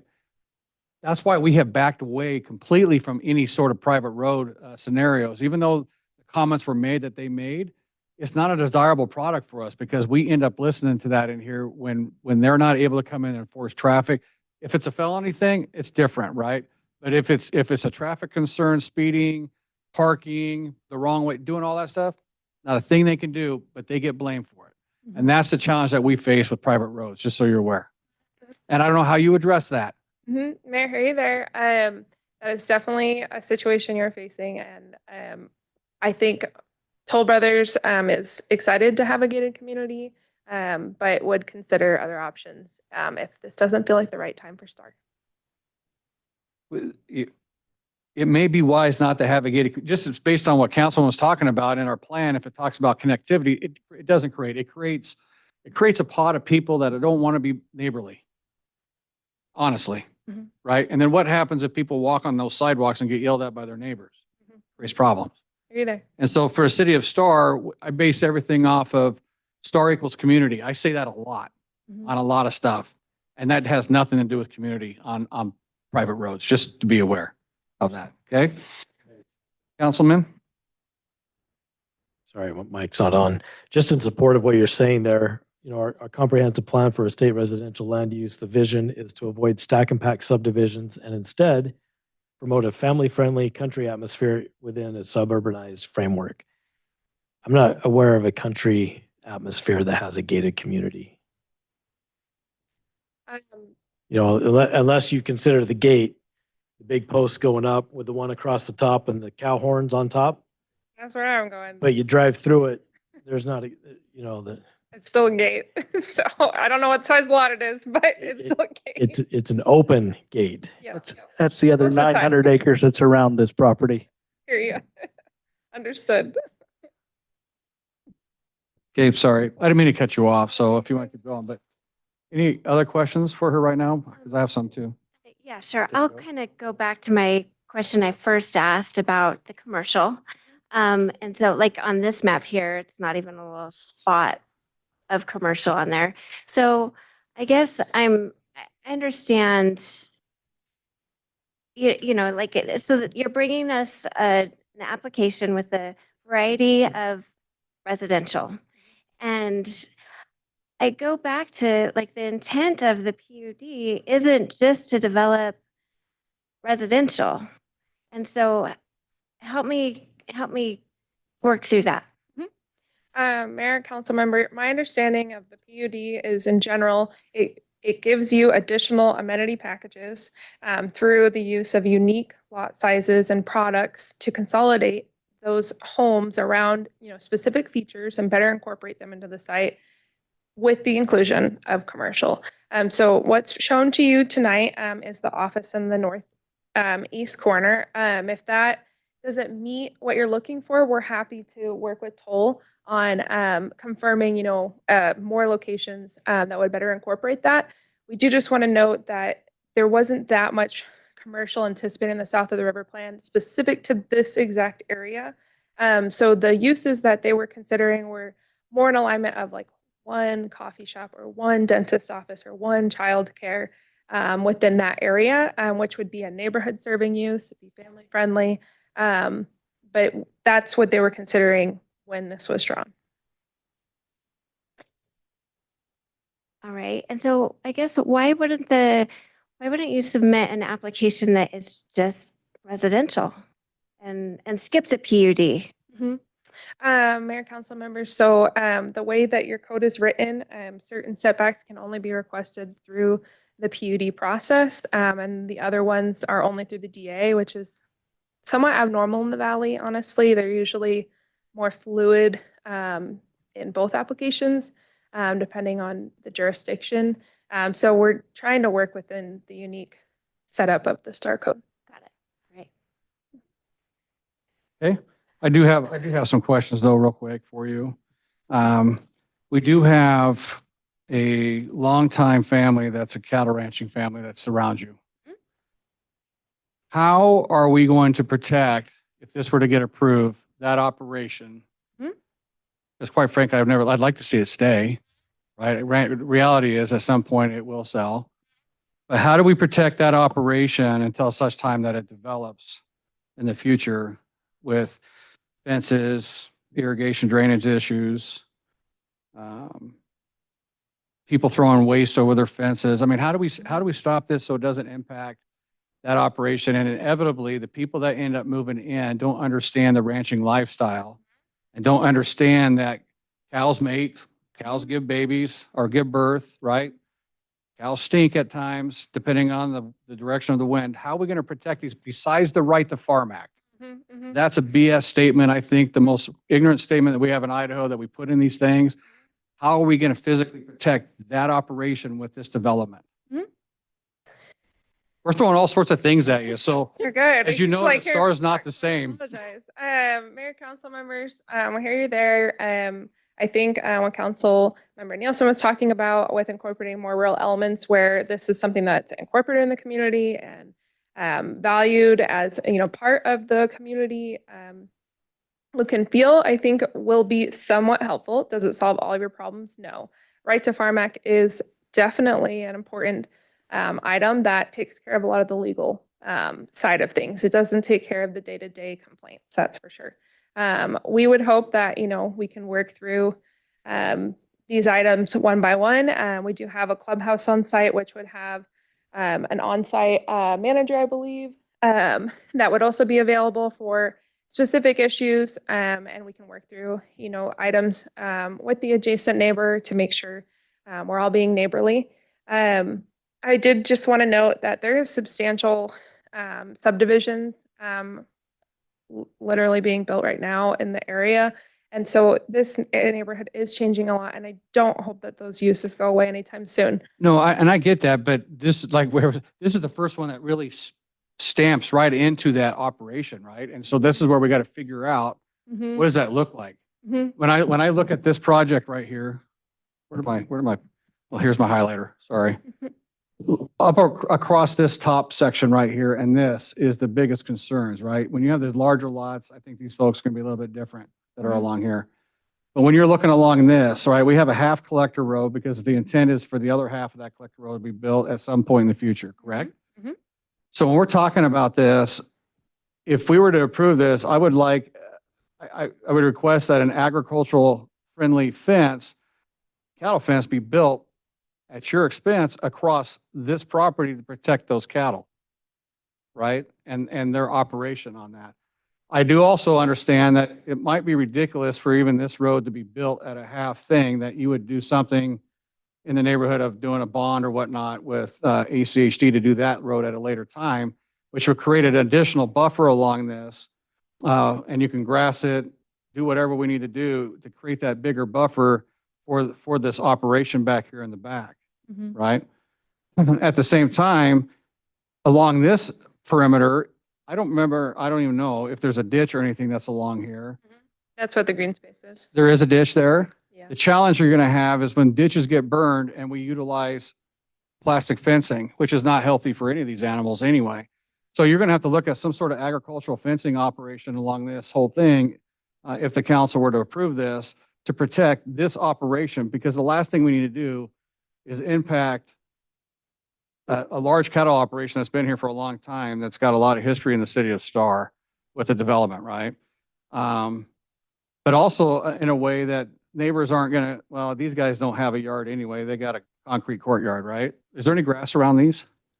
There is. So that is it common maintenance, or it is a common maintenance, so it's not up to these folks to maintain it? And just state your name and address for me. Martin Taylor, 3103 West Sherrill Drive, Meridian, Idaho. I'm my toll brothers. So maybe to answer some of those questions specific to the animal fence, Mr. Mayor and council members, we met with the adjacent homeowners, ranchers last week to talk through that. And we did talk about animal specific fencing, and we talked at length about different types of fencing, and we did not come to a conclusion about what that looked like, but we did discuss putting that on the property. So if that's a condition that you'd like to see in the development agreement, we would. Yeah, we would need to do that. And so for the common maintenance, you're saying that is a common maintenance? You have a landscape No, company? but I will say this, the courtyards themselves, the cluster product, however we want to describe them, the rear yards are owned by the homeowners. What you see there on the east side, adjacent with that, yes, right there. Yeah. That is one of the canals that we left on the property, left it as open space. It would be a common lot.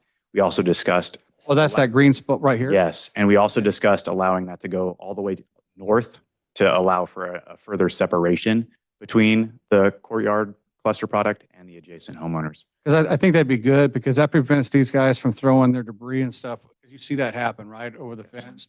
Yeah. That's not necessarily healthy for the critters that they have. Absolutely. Especially the type of planting. I mean, if you were gonna put plants and stuff like Japanese yews and stuff like that are dangerous to wildlife and dangerous to animals, right?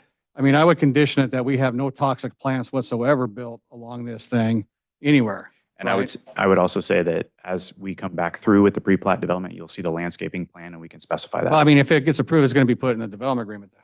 Yes, absolutely. Yeah. But I'm also saying you'll see the specific type of plantings in the pre-plat. Okay.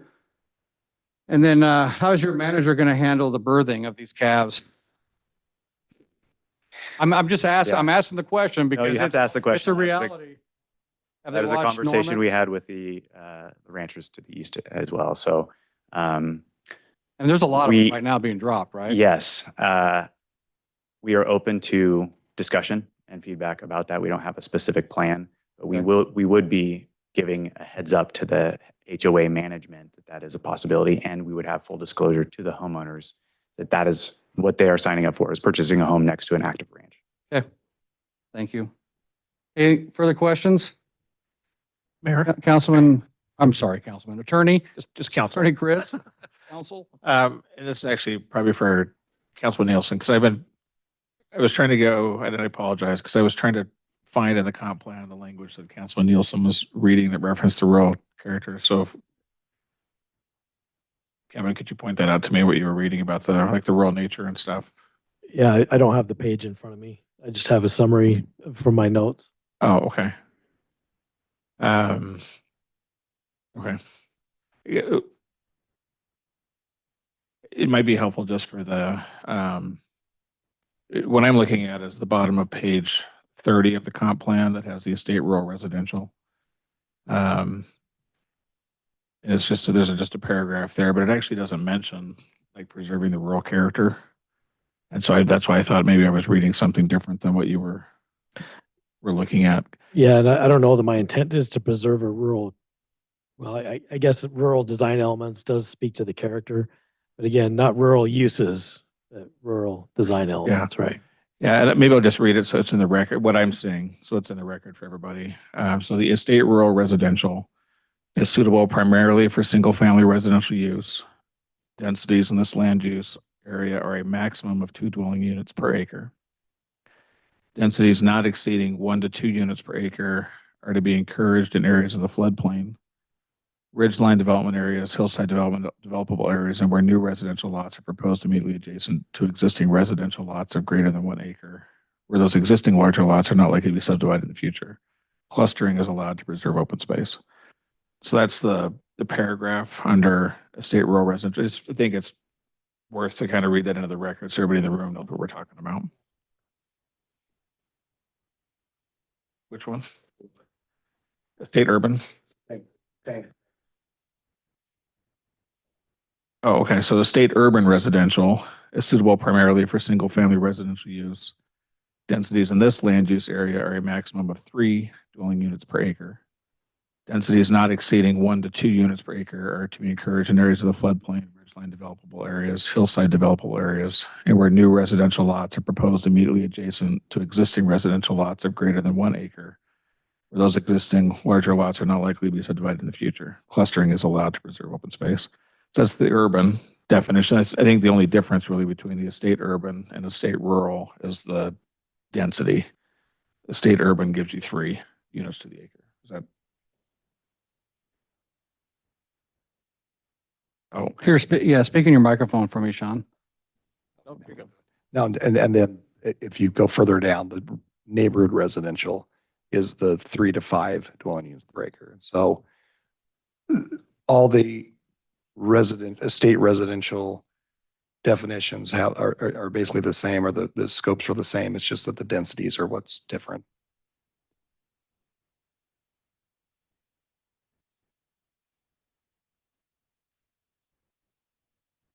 Any follow-ups on that, Councilman Nielsen? Sorry. No. No. All right. Any further questions of the applicant right now at this time? Yeah, something else? No? Councilman Hershey? No? Councilwoman? Councilman Nielsen? Nothing else? No, sir. Okay. All right. Then we'll, I need the sign-in sheets there, please.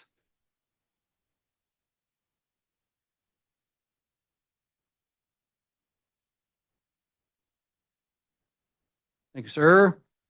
All right. We do have 5 people that signed up on this. The dancers, Greg, Vanessa, Norris, Dustin Aldrich, and Jeremy Aldrich, sorry, that all signed up to say they're in favor and did not want to speak. On the against, we have nobody to speak against that. And then on the neutral, we have, we have Jerry Arbiter on the against, but did not want to speak. Then on the neutral one, we have Mr. Clayton, Steve Clayton. Is he here? Here you are. Please just state your name and address, sir, for the record, and the time's up there. 3 minutes for you. Thanks, Mayor Chadwick and council members for the opportunity to speak tonight. I'm Steve Clayton. I'm a property owner at 6622 Joplin Road, Nampa 83687, the property that's immediately west to the subject property, and a property to which the referenced rancher leases from us. I have 2 requests and 3 questions. First, as this property experiences a change in ownership, I would look to the new ownership group in cooperation as we've had with the dancers for decades. You just speak into the Sorry. microphone and then they'll take your notes and then they'll respond to it. Continued cooperation with the new landowners as we've had with the dancers for many decades. Second, I would ask, please ensure no impacts to the water supply, Eureka and Phyllis canals. 3 questions from growing up in the area and watching the development encroach. What consideration has been taken for the high groundwater levels? We don't have to look too far off of Star and Joplin Roads to see a lot of properties under development that pretty much have standing water year round. So how is that being accounted for? This is going to be the same setting. I see no mention or haven't heard any yet of FEMA regulatory floodplain, floodways, cultural resources. We know the Oregon Trail went through this general area and wetlands. So I know it's early in the process, but as this proceeds, I think those are all important considerations. And then I'm a little less familiar with collector roads, but just be curious if someone could answer tonight, like what's the typical speed limit on those? And how that fits with the rural components that we were talking about. That's all I have to share. Thank Okay, you. Thank you, sir. Those questions, when they come back up, they can answer some of those. You bet. Miss Mary Aldrich. Here. Mary Aldrich, 8425 West Joplin Road. The Aldrich family has lived on the property right there since 1958. So we have a vested interest on what's happening directly across the street. So far, development is good, and we invite development. Specifically seeing this information tonight, though, we are directly to the right-hand corner, literally right across the street from here. Right here is the lift station. And then this area right over here has been a maternity ward for these ranchers for a long time. So yes, the cows are always out there. The density of this seems to be a little concerning since that has been brought up quite a bit. We do like and have looked at the comprehensive south of the river plan, and with it being the estate, what are we calling it? The estate residential looks promising. This particular rendition looks a little more dense than what the comprehensive plan looked like when we first, when it was first sent out to us. Specifically with that, as far as pathways and planning, there right now, our driveway is, get this going, our driveway goes, and my hand is shaky, I apologize, goes right up this way right here. I don't know if we can get any closer. So literally the whole gray area is across the 300 feet, right across our property right there. So our driveway is supposed to be an emergency access point to the subdivisions that are up here, which the previous developer who has, from my understanding, sold, did not put any type of gate or balusters or anything. So it is, right now there are cones that have been acquired so that people don't drive up and down that. We are under the understanding that it sometime in the future will be an access point for like the green belt. Specifically bringing that up, if this were to extend across the east side of this property, like it does say in the comprehensive plan, some type of walk path area, I think that would definitely, it would help the development to be what we're looking for as far as more community driven and family friendly, because you could get all the way from the new Collector Road, which, side note, and I know I'm running out of time, Collector Road would be awesome, because right now Joplin Road, with all the construction that's happening on 2026, and then they have to come back to Canada, like up Canada and up Joplin. Joplin is becoming a little bit of a nightmare when there's construction along here, enough so that the intersection of Joplin and Star Roads, it's super hard to get out of even right now to get my son to the bus stop on time. Okay. I have a couple more things, but Any questions for, sorry, Miss Mary, hang on. that's okay. Any questions, for Miss Mary? Councilman Wheelock? Yeah, what are you suggesting we try to have as an impact? I mean, are you looking for a path to be put from the top all the way to the river down your property? Not necessarily, but at the same time, in a 40-year comprehensive plan, it would make sense, because then if we're really looking, because this impact right through here is way more significant as opposed to up here, because of the ridge line right along here.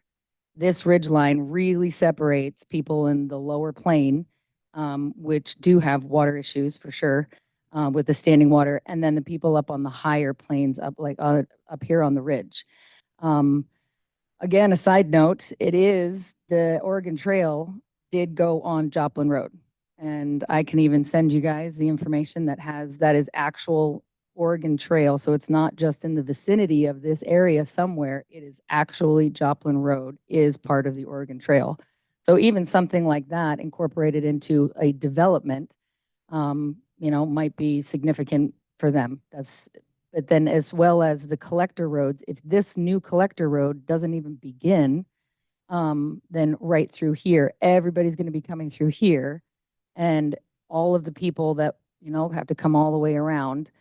I think we're for, a new way of building and thinking and housing people, but for it to remain a rural estate neighborhood kind of area, that's really dense when it's not on Star Road, when it's literally next to a cow maternity ward.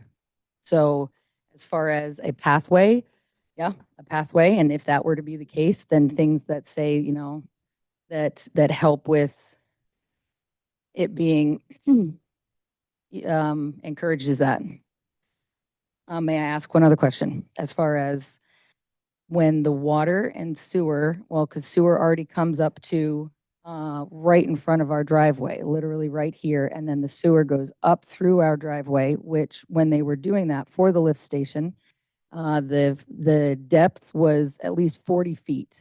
And so how deep is the water going to be going when it goes up through Joplin? And about when will that be happening? And that was it. That's above our pay grade. That's Of your pay grade? Okay. All right. Thank you, Miss Mary. Thank you. All right. Mr. Flip?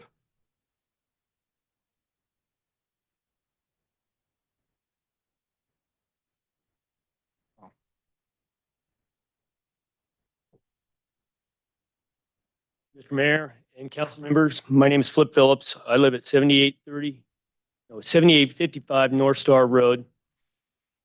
And I think the Phillips family is kind of torn up. I can't cover everything that needs to be covered in 3 minutes. So I'm going to. So I'm gonna ask you this question, because I know we have a lot of the Phillips family here to speak. Would you, if I gave you 10 minutes, would you speak for all of them? My brother's here and he's not You going wanna to whistle? accept that. So no, that's not going to work. I just think that 3 minutes to talk about a plan this size with as Well, many problems. I get it. So here's the deal. Okay. For you and your brother, 5 minutes each. Okay. We'll try the best we can do. I mean, I don't know. So Ryan, you want to, hang on a sec, Mr. Flip. Ryan, can you reset that to 5, please? Give me 5.5. Give you 5. We're going 5. So, okay, I get 4 of his. Yeah, I get 9.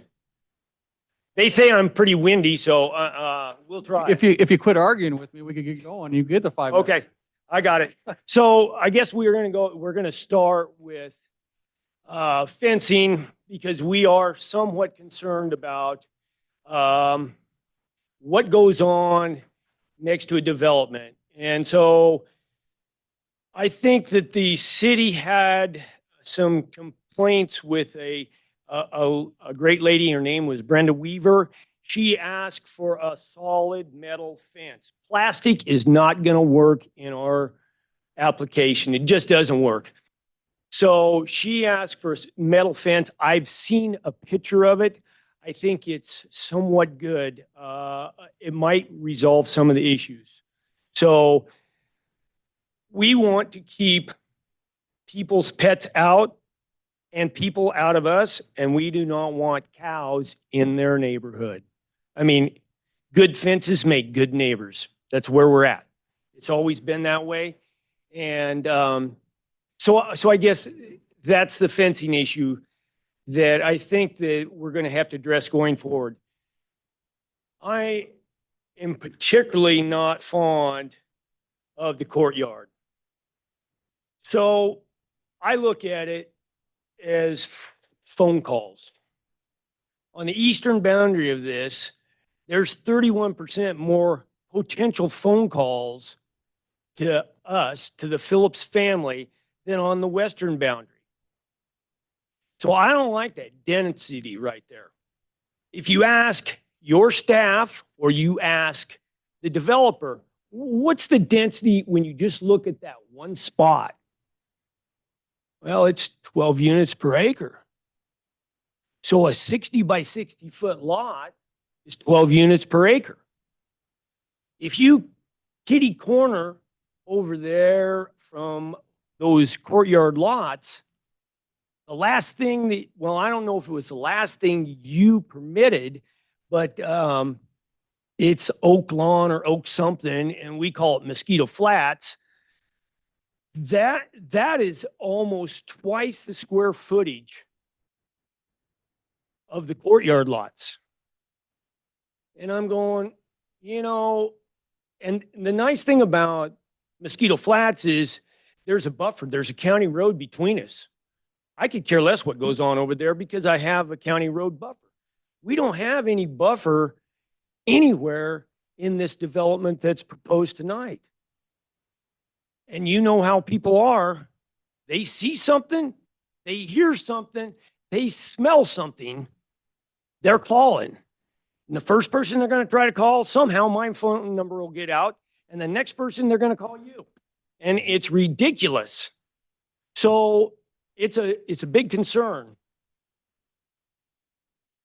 So we definitely don't like courtyard, and we don't like the lots and the density of it. If you're going to stick with 12 lots per acre or 12 units per acre, we ought to have a fight in the comp plan, and let's throw it out there and let's fight about it. But just to sneak it in kind of this way and say, well, the gross density's 2 point whatever, 6 per acre. I don't buy cows by saying it's a cow and then not look at individual traits. And that's what's going on here. You're saying, well, we have gross density at 2.6, but that doesn't really, everybody's pointing and everybody doesn't like the courtyard. I really don't like it, and I know my family doesn't like it. So that's number one complaint.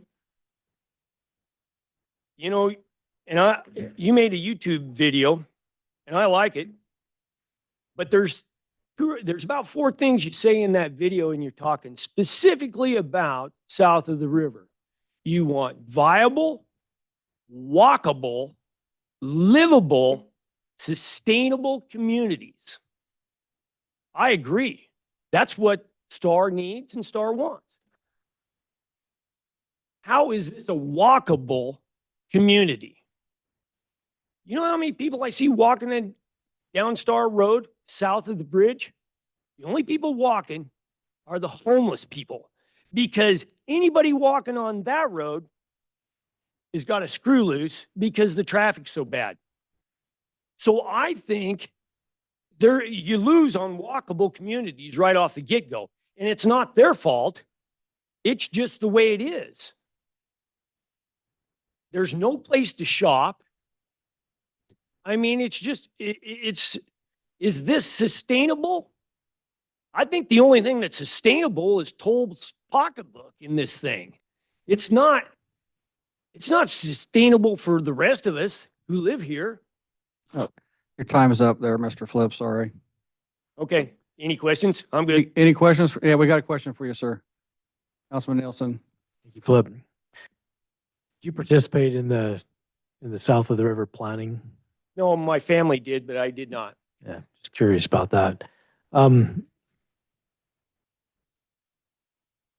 remember that hearing where we met with the Weavers and worked out that livestock fence, and they were specifically concerned, I think, with the three things that you would be concerned with: burning of ditches, cattle, and horses. Large animal livestock. And I think that fence has worked out well. As I talk with the Weavers, it seems like it's worked out. The other thing that we did with them, and we may want to look this up regarding the Right to Farm Act, we put some specific language, or required some specific language in their homeowners association covenants. So there wasn't just, there's the right to farm, but it was also that people are recognizing and agreeing that they're not going to bring actions against those farmers and ranchers that are adjacent. So again, I can't remember the wording of that. We'd have to look that up, but that feels like something that should be done on anything that happens around this particular property. So I'm concerned with that as well. And then I'm just curious, of the things that you didn't say, what's your number one? Concern? Of the things you did not say, what's your number one? Traffic. I mean, density equates into livability if you don't have walkability. So if you increase the density, everybody's livability goes down if there's no walkability. And that's what I see as a big problem here. So that's my number one concern, that interrelationship that because of Star Road, it affects not only the Phillips family, it affects anybody driving up and down Star Road. And traffic is the next thing on my list. Yep. Last question. How do I phrase this? Well, where do you do dehorning, castration, vaccinations, things like that? We do it on we really don't. We do it on the east and the west side of Star Road. There's we call it the Olson Place, which is about 1,000 feet, maybe 1,200 feet from their eastern boundary. There's a set of corrals. If you drive up and down Star Road, we use that exclusively. I mean, we're there all the time doing exactly what you said. And we deal with life and death. I mean, that's just what the cattle business is. And I'm really concerned about so many people, so many possible people coming in on the east side, and they don't understand life and death, and we are just dealing with it. And so, I mean, it's going to generate some phone calls on this thing. One last thing, if you'll give me just a second. I really do, and I think our whole family feels that the Dancer family deserves a shot at this, and they deserve the right to do this. I support that. How it works with us and making it work, that's your job to kind of mitigate some of these problems here. And so, I just want to make sure that we finish there. In my mind, that's my last really thing that I'm trying to get across. I think they get the right to do this. We're capitalists and we believe in it. I apologize. I do have one last question. Okay. Let Councilman Nelson finish, and then we'll go to you. Do you ever discharge firearms on your property as part of your Absolutely. ranching operation? So if Fido gets under, it comes across and chases my cows, I'm discharging the animals. Fidel is going to die in my fields. There's just no doubt. So and I have every right to do it. I don't want to do it. I've done it in the past, but Fido comes across and chases my cows, we're after it. So, and we believe in our right to hunt. And so we have problems with coyotes. We have people out there using thermal imaging that are hunting coyotes. I think the dancers even do that too. I have a guy he's out there trying to control coyotes. He's trying to control beaver that jump in the pond and chop down trees. I mean, yeah, gunfire is part of ranching. Gunfire is part of the Star Life too, by the way. I mean, it's just the way it happens.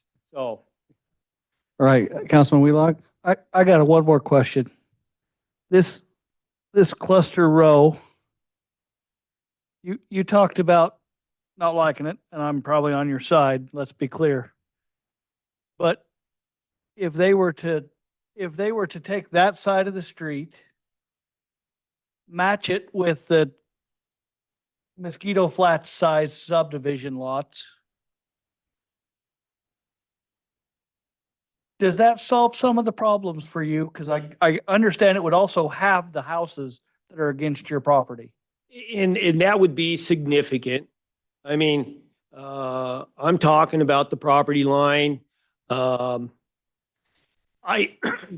would help to a degree. It doesn't help when I go and put all the pieces together and we say, listen, it's not walkable. And so it's going to be more trips, more traffic, and that hurts all of us. No doubt, no doubt. But we're talking just, I mean, if we're working through the problem, there's no solution here that we're all going to agree on. I get that. But I agree with you. Property rights are a huge thing for me. Absolutely. I 100% agree with that. So the amount of fences that touch your property with a home on it is what I protected myself with south of my place, right? I have 2 neighbors behind me. My neighbor to the south of me's got 12. Mm-hmm. So, and he gets stuff thrown over his fence. Happens all the time. But if we can limit the number of houses that touch that fence line, it's not going to stop the problems of traffic and all the other density issues, but it might lower your daily fight. It would help also in phone calls to the city and phone calls to us. I mean, less people hearing and looking. There is no buffer here. This is a highly unusual, at least in our perspective. There's always been a buffer in terms of distance. This doesn't have any buffer in terms of distance from our operation. It's just the way it is. Needs to be looked at a little. So let me ask, I'm going to go to that question then with you, Mr. Flip. So we have a buffer, a built-in buffer currently right here on the top of this, right? So if you had the animal fencing along this other side on your property going all the way down, and we have this big buffer that has half a width of I don't know, was it a 60-foot road, 60-foot right of way that's 30 feet plus sidewalk and another buffer. And then you had the vinyl fencing on this side to keep Fido from running through, right? So you're gonna have quite a big buffer here. What if the similar thing was done on this side all the way along, where you have the buffer along this edge, that you put the animal fencing on the outside and on the internal side of the vinyl fencing to keep the dogs out? I don't care what they do on the inside. But I'm just talking the buffer. I mean, you're talking buffer. The reason yours doesn't, so we have on our comprehensive plan, we do have areas that are designated as buffers, which are not likely to develop in the future, right? That's why those things have those 50-foot, 60-foot buffers that you see on there. With your property, that's not necessarily the case, because there is a chance of the whole thing developing sometime in the future. Hopefully not, but sometime in the future, right? But we could try to work on some sort of a buffer situation all the way along this entire property here to help prevent the fence is being, the home fence is being right up next to the property and giving you that buffer away from your cattle and from those dogs that we're concerned about running through. If we choose the right type of fencing material, I think we can keep the cattle on our side and keep the nosy neighbors and their animals on their side.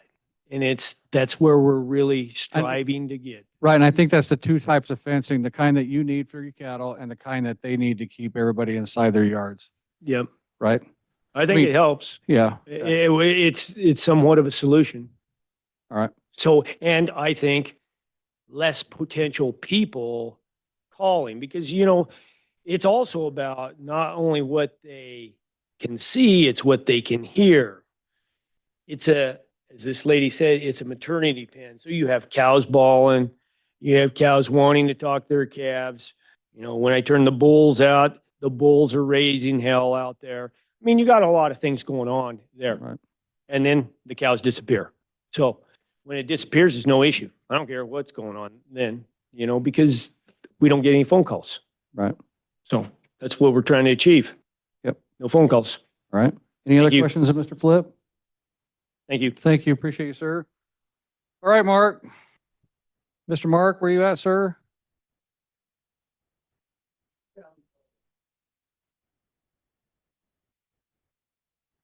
Good evening. Okay, Mark Phillips, 7650 North Star Road, 83646. So I'm not coming to talk about being a landowner around this. I'm going to come as the president of the Eureka Water Company. And a little bit of history with the Eureka Water is it's the third oldest water right in the Boise River. June 1st, 1865. So President Lincoln was our president. That's how old it is. And it means a lot to a lot of people, shareholders. So we have some of the cheapest water rights assessments in the valley.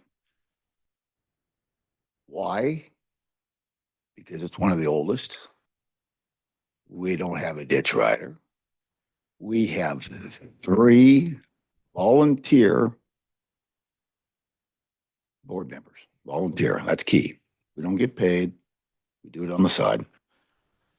The board is recognized over the past few years due to present and future development that we needed to update our rules. The very first thing that Eureka does is we have an application. And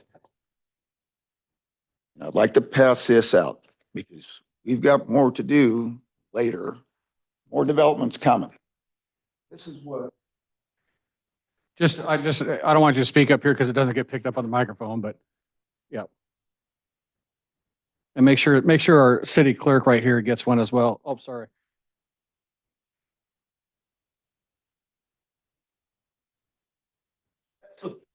So any development that happens, this is the first thing to engage in Eureka. And I have not received one. Might be a little early here. After I'm listening to this, I have not received one from Toll Brothers. From the Eureka perspective, I question,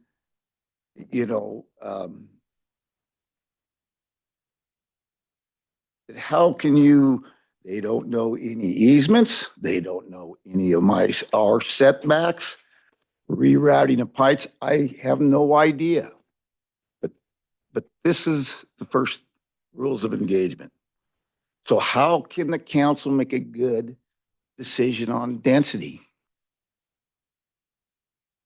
after what our board might throw at them? And why would Eureka care about density? There's a good question. Why would they? Well, we'll go right back to Mosquito Flats. Mosquito Flats took a lot of time because they're going at it, they went at it just like they're doing. They came, if they pushed off Eureka, I came talking to Sean, they need to talk to us. They need to talk to us.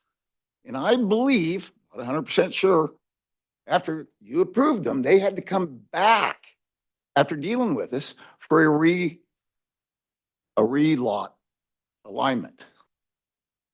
So I don't want that to happen. I'm going to say it again. We got 3 volunteers. 2 of them are brand new. His dad was the president. He passed away, a good friend of mine. And another one, not only a year earlier. They've never done even a development before. So I don't want the same mistakes, the amount of time that the board burned up with Mosquito Flats. I don't want to do that again. They need to come see us. And the 3 volunteers all have jobs. I have a cattle job and I have a farming job. His brother is on the board now. He's a full-time tree nursery. And the other board member is a rancher too. So nothing happens. And our engineer is a retired engineer. Nothing's going to happen fast with you. Because Mr. Mark, your time's up, sir. okay, Do you have any I was questions? too over. I know, you got questions for Mr. Mark? No? Thank you. Thank you, Any sir. questions? Nope, no questions. Okay. Do you have a question? No questions. All right. Yeah, so Mr. Rod Blacks. Well, he already did. So Councilman Wheelock had a procedure today and it's leaking on him up here. So sorry about that. Mr. Blackstead, please state your name and address for the record. Okay, Rod Blackstead, 7400 Joplin Road, Nampa, Idaho. For the record, I live a couple miles west, been out there for 25, 30 years. I'm not opposed to the project. I know the family. I just have some thoughts I'd like to share with you. Like to call to your attention. I know roads are not your deal and traffic lights and et cetera, but just to make sure you put things in perspective, on Chinden, you have a stoplight at Linder, Star, and Middleton, long distance. On Chinden, you have a stoplight going north, and then again, one on State. From coming off of Canade off the freeway, one stoplight at Franklin, nothing the rest of the way.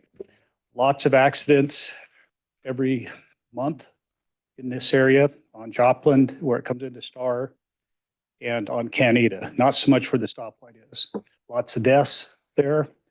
And so just something to think about on roads. As far as the project goes, 350 lots and some commercial lots all accessing onto Joplin is kind of a big red flag for me. Again, with no stoplights or anything. Something that is in your maybe approval process would be to limit the amount of lots that you allow phase 1 to be until other traffic issues are addressed. A little bit about my background. I've built probably 2,000 homes in the valley, close to 800-900 lots, several subdivisions, just never built in Star. I didn't want to build in my own backyard. But so I've been around for a while. As far as the design of the plat, not really sure the commercial, how that all fits in and et cetera. I don't really have a comment on that. On the private section, the gated community, I'm all for those. I've done them. Fire department, you work with them. I think they're a wonderful asset. I would totally support that. The homeowners I sold in those communities were typically older, like I'm getting. They liked the gated community, the getting to know their neighbors, walking, feeling safe. This project's big enough. There's plenty of places for the public to walk, but I would support that and think that's a good thing. The clustered lots, the 4 pads of lots, not a fan of those. Personally, again, the project's big enough. You don't need to cram that in. I see those type of product more in an infill situation. So yeah, that's just kind of a couple of thoughts I had. Traffic, stoplights, maybe limit how many, so we don't end up with 350 homes coming onto Joplin Road with no stoplight in either area to get out. It's been a battle for the last 3 years. Joplin's been cut open, I think, 5 times and extended, and getting people to work in the mornings really challenging with no stoplight. So, especially when Joplin's closed. Okay, that's really all I had. All right. Any questions for Mr. Rod? All right. Thank you, sir. You're welcome. Appreciate it. All right. That's all who signed up to speak. We have the applicant come back up. It was a no. All right. But Patsky? I'm sorry. Ryan, you got the clicker? Okay. My apologies for my indecisiveness this evening, but I thought I better clean up bad on a couple things. Pachi Larcia Phillips, 4694 Pale Creek Avenue, Meridian, Idaho, 83646. I just want to make it extremely clear that my family, as Flip and Mark have said, we're very pro property rights. Let's quantify a few things. I'm the 4th generation, over 95 years. A couple years will be 100 years in the city of Star that my family has farmed and ranched. I think you're going to be hard pressed to find somebody that's engaged and is able to do it as myself, my sister, and my 2 cousins, because that's the 4th generation. And we all have jobs, we all have our role, and we all fit in some way, shape, or form. So a couple things I'd like to quantify on this that my uncle Mark discussed. The Eureka, where the water runs in, this is one of the uniquest systems, oldest systems in the valley. This is a dam up system, which means you are on a schedule, and we can talk about this after it's been reviewed. But unless it's your time, and that could be Sunday at 3:30 in the afternoon till Monday at 1:30, you get 0 water. We irrigate upstream. There's very few canal companies and irrigation districts in this valley that operate that way. You have live water running by your property all the time, and you take it on your schedule. If you don't have water, you can't irrigate. July 15th can get really warm around Idaho. So I just want to quantify that because that's how this property is run. And we all work as neighbors. The Dancer family has been very good to my family, and I've seen that for the last 30 plus years. Good neighbors, Clayton family, good neighbors. And that's how we've kind of lived in our little slice of heaven, but we're all recognizing that it's going to change. My dad, Flip, talked about fencing. You know, in my mind, he spoke about a 6-foot tall metal fence. People can't see in, animals can't go over. I think we've hashed that out. The other thing that I inquired on your staff was to go down to Oaklawn, or aka Mosquito Flats, as it's been renamed tonight, and look across the road at the trash that's coming across the road. You go down on Joplin, you drive down Joplin, you look at that piece of property we have to the north of it, and you look at Oaklawn, and you look down in the borrow pit, it is trash on top of trash on top of trash. So I would request that this council look at a way to mitigate while the developers are building that trash, the garbage that's coming across. You know, and finally, it's just the livability portion of it. Neighbors, more people, equal problems in my mind. And I'll give you 2 examples. Several years ago, we had some individuals come across the river, threw rocks in our feed trucks, threw rocks in our loader. We took that. We caught them personally. We didn't engage Star Police Department, caught them on trail cams. And then we took them through the judicial system, all for a few $100s, but it was the precedent that we had to set so that people don't come over and trespass. And that's what we're dealing with, is more people. More people, more problems, more phone calls. And that's time out of our day running our operation. So my time is up. I wanted to quantify, just make sure you knew a couple things from the fourth generation's perspective, but that's where we sit. Okay. Any questions? Mayor, Councilman Nielsen? sorry. I grew up on an irrigation system like you described, and I appreciate knowing that element of this. Have you had any discussions with the applicant or with Toll Brothers regarding you won't be able to water every day of the week? We met with them yesterday. They were provided a schedule. On that schedule were the current property owner and the property owner before them on when those parcels were irrigated. I think it was mentioned that would get fleshed out when the change in use was brought before the Eureka. But the way I see it, you have a bowl, and those ponds are the bowl. And you better line that bowl, otherwise you're pumping out of the aquifer, and you're pumping out of the groundwater. But you better have enough water to irrigate all those homes out of that bowl that's coming into that pond. Got it. Thank you. All right, any other questions? All right, thank you, sir. Appreciate it. All right. That is everybody now on that sheet that wanted to speak. Okay, the applicant may come up. Mayor, Council. while the applicant's coming up, I just wanted to read one more paragraph from the comp plan that's relevant to this section so that it's all on the record. And this is out of the two paragraphs are before were out of the city's general comprehensive plan. This paragraph is out of the south of the river sub-area plan, specifically the River Valley West paragraph, which is this area. So this area is generally located west of Star Road and north of Joplin Road. This area has a mix of residential types with the highest densities along the river and within mixed-use areas along Star Road. Moving west, this node has neighborhood residential, which transitions to estate residential.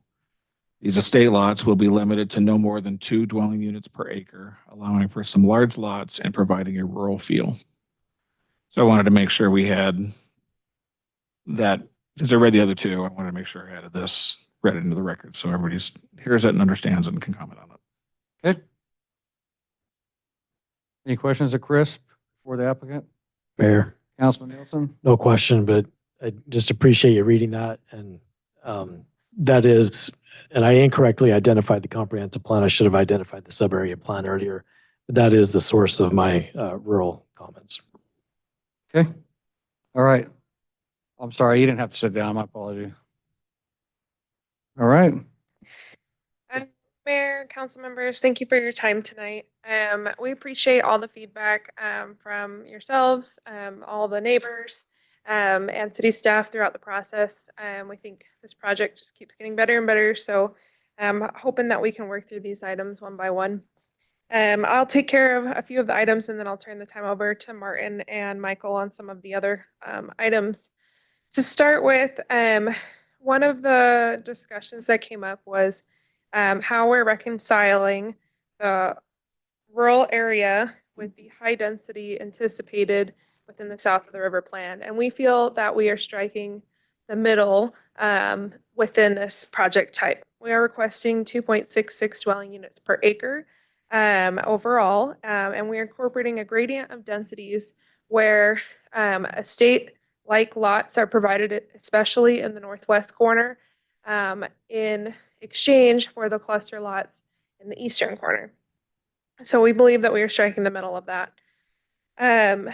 Regarding the other factor that's at play are the necessary roadway expansions. I think we all know there's significant impact with building out, financial impact with building out those roadways, and that necessitates a density to make everything pencil with all the requirements we're talking about. So I think we've all kept that in mind. And then looking into the next one idea that came up was the cluster lots,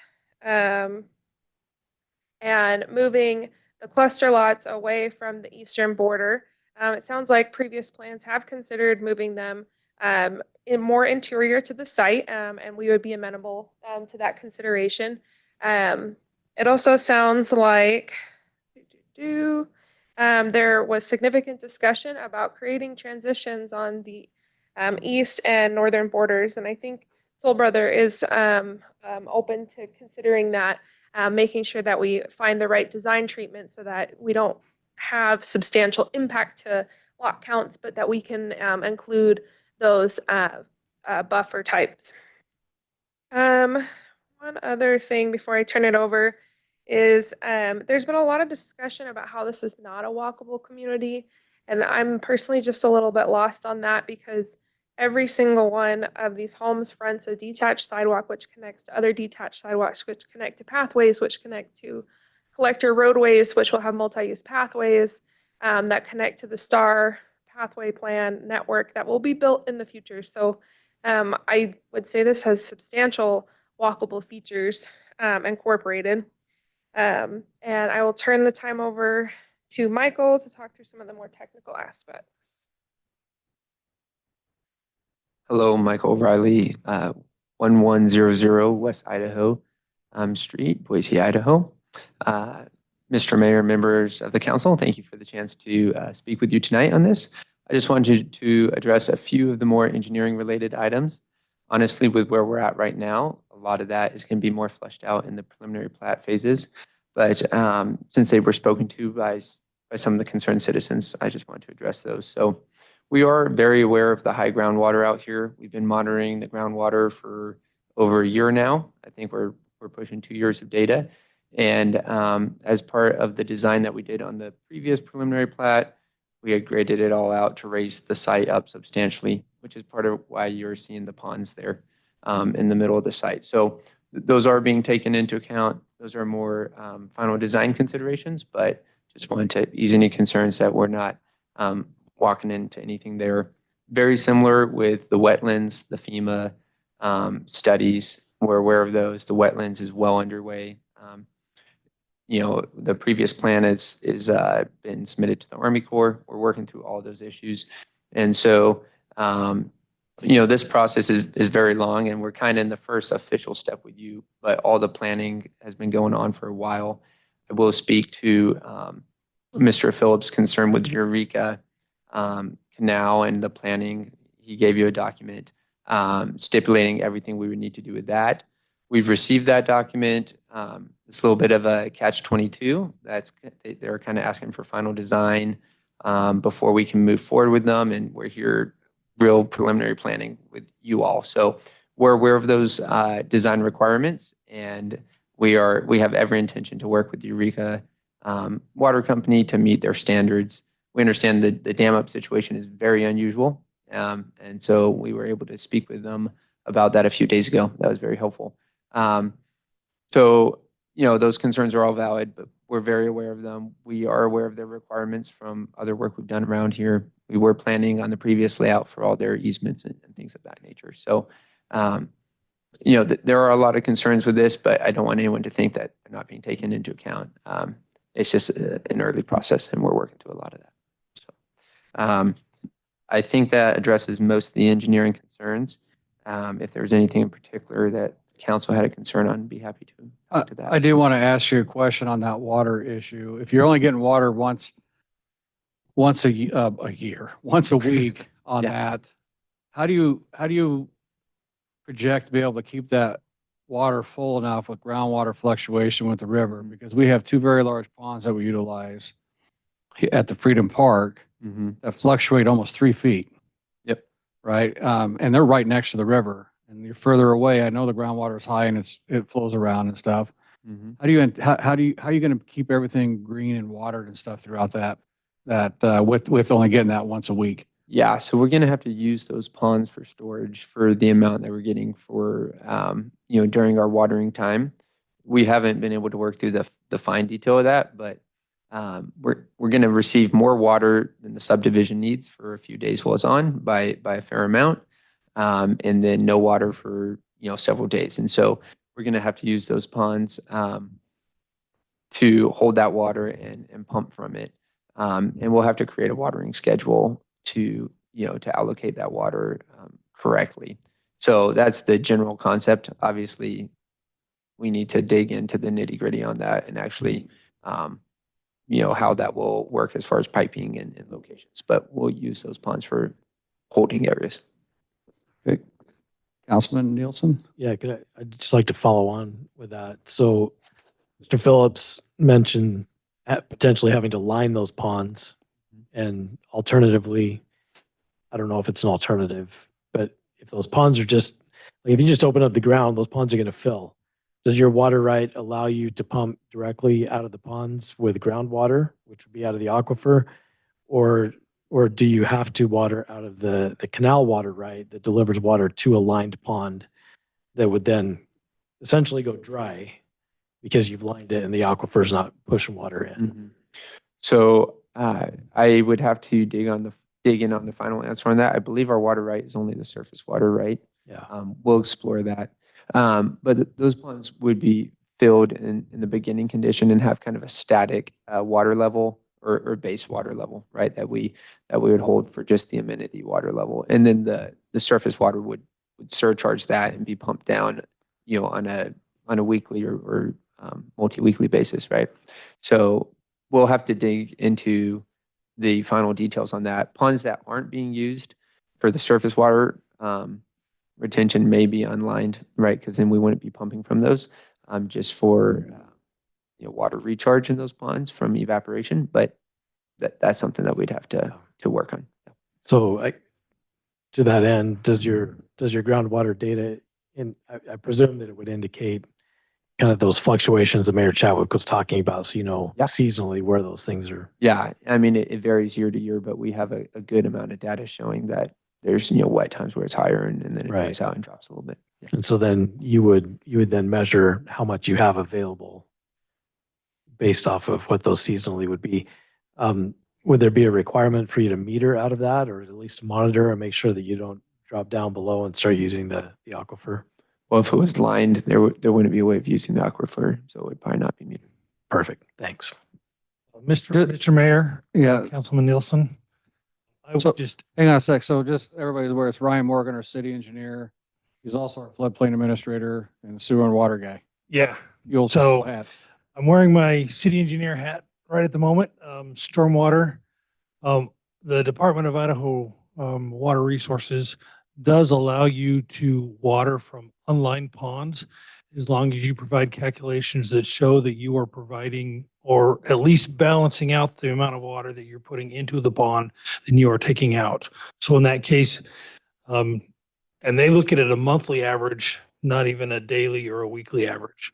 So if you're balancing that out and showing that we're putting in at least as much water as we're taking out, they would be allowed to use those unlined ponds and basically, so to speak, pump from the aquifer, from the groundwater aquifer during the times that they aren't getting a supply, as long as during the times that they are getting the supply, they're putting at least that much water back in.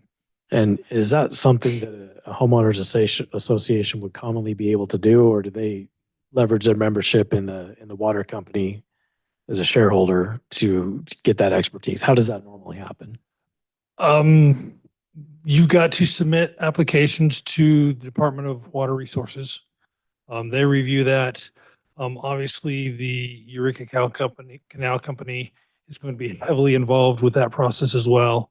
There are multiple agencies, including us as the city, that will be involved with reviewing and making sure that all parties are satisfied with the final result. Is that a one-time thing, or is that periodically? For the Department of Water Resources, it's pretty much a one-time thing, unless somebody thinks that they are taking advantage of that, and they might come out and question that. For the city, again, it's probably a one-time thing unless we start getting complaints, and then we'll go out and we'll monitor it. For the Eureka Canal Company, I can't speak for them, but I would imagine this is an ongoing thing for them. Thank you. Sorry. Okay, any further questions here? Hey, you'll come up here in just a sec. Yeah, I have another, do you do engineering for the roads as well? Yes, sir. I will. I have a question, with only one access for all of these homes, is HD4 or ACHD or whoever we're talking about, ACHD. are they allowing you only one touch point to Joplin, or is that by your choice? So I see if we're talking to a fourth generation rancher that's wanting to talk about keeping that for another generation, you're going to have one access for all those homes. So if you don't mind, Sonia is our traffic expert and she could speak to this a little bit better than I can. Tag her in. Sonia DeLayden with, sorry, I'm the shortest of everybody here. Sonia DeLayden with Kittleson and Associates, 101 South Capitol Boulevard, Suite 600 in Boise, Idaho. So a full traffic impact study was completed for this development involving both Ada County Highway District and ITD. At the time that the traffic study was completed, several different access scenarios were evaluated, including one that did only have one single access to Joplin. And so all of the traffic for the development was evaluated, assuming what would happen if there was only one single access to Joplin. And if that is the case, if we don't assume those other future connections that may be built out in the future, that single access to Joplin can handle all the traffic to and from the development. It does not need a traffic signal in order to be able to handle that volume to and from the development.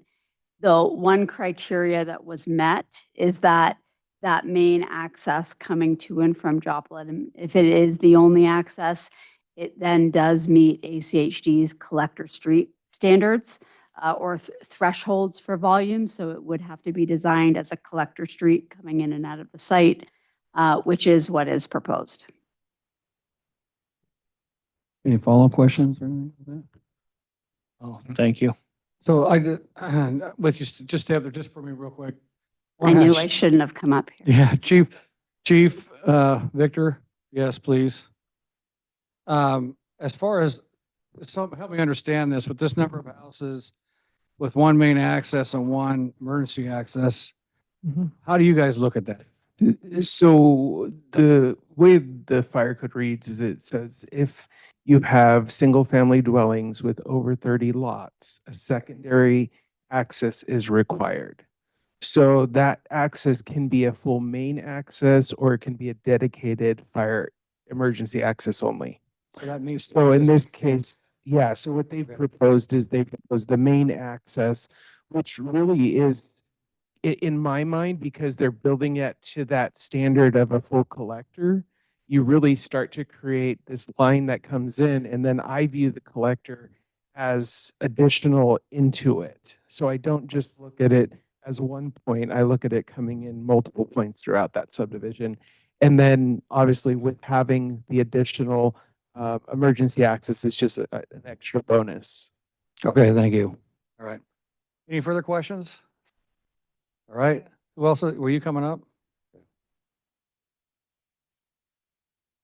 Martin Taylor, 3103 West Sherrill Drive, Suite 100. I just wanted to close with just, I guess, the general high level, big picture of what we're really asking the council and Mr. Mayor for tonight. And that is, again, annexation and zoning with a PUD and a development agreement. The main purpose of this, as we prefer, I should say, we prefer to come into the city with a pre-plat, answering all of these questions. We like that route the best. And I think that that has extended our time here tonight a lot because there are a lot of questions and those all will get answered. I think we have a good track record of working with the city of Star to answer all those questions. And we do, I believe, a quality development. And we see ourselves as good members of the community and partners with the city in developing the city that you guys envision. So with that said, we've talked about density. We've talked about a number of issues as it aligns with the community and the surrounding neighbors. We are committed to working with our neighbors. We're committed to working with the city of Star to work through those things. So if there are conditions that you would like to see installed into the development agreement, we are open to those conversations as well as conditions in the future at the pre-plat application.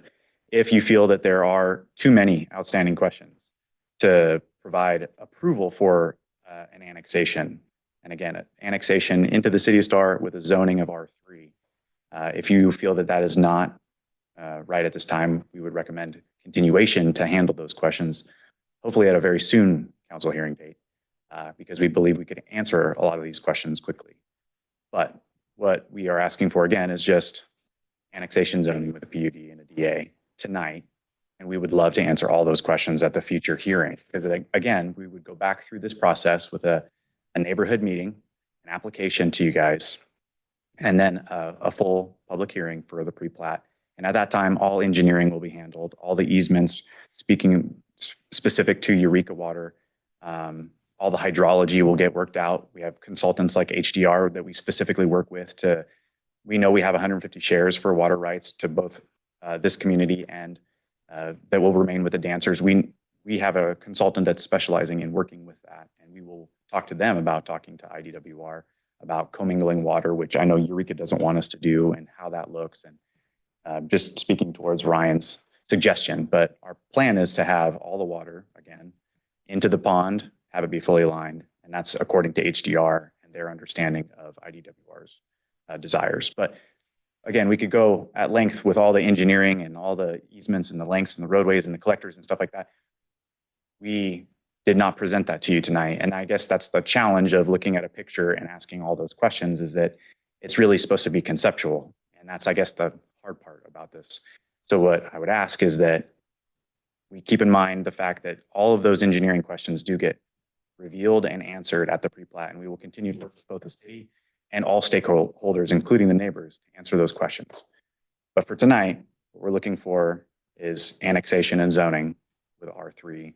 And there are obvious comments about some of the nature of the design and the elements of it. And we are willing to incorporate elements that the council sees fit to incorporate into the south of the river plan. I know that's a very important piece of the city, the future city build out. And we want to see it be the gem that you guys are looking for. And we see ourselves as partners to make that happen. So that's, I guess, my closing remarks, but I'll stand for any questions.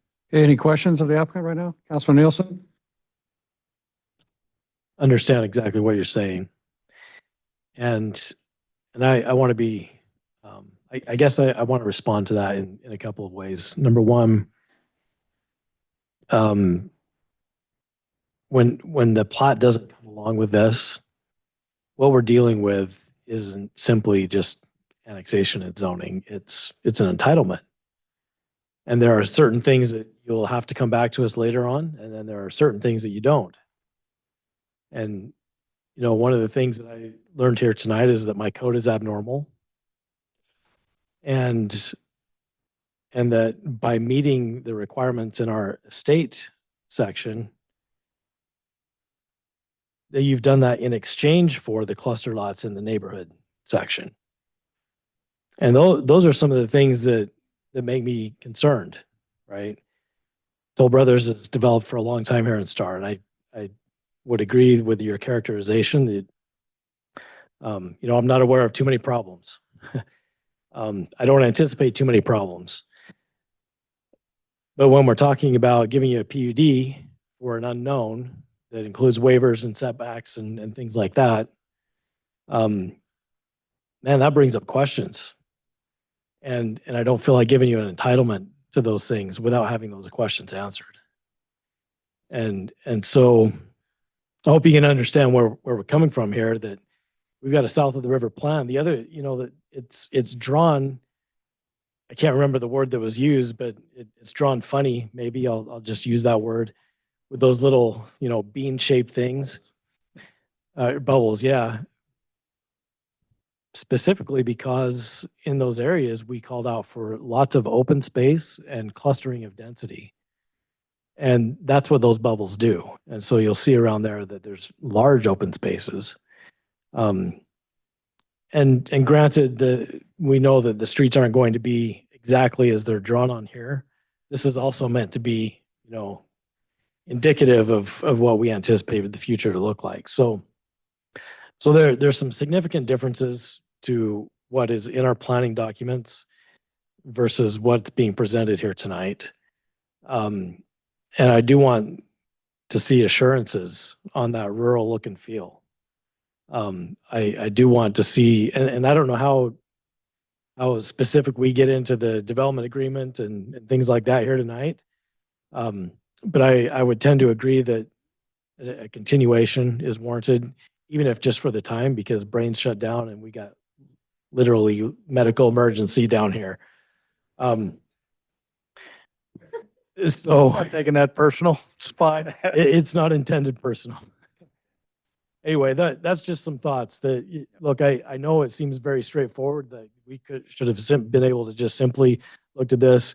Do we want you to annex? Yes. Do we want the dancers to use a property? Yes. Do we want to see our Southern River plan built out? Absolutely. These questions are important. Mr. Mayor. Councilman Wheelock. All that being said, I can't disagree with any of that. I have a hard time saying, let's move forward when there's so many unanswered questions. The entitlement part is no good for me at all. And how we end up deciding that is, I'm all for property rights and capital markets, all that. But long-term, what's going to be best for the city is more,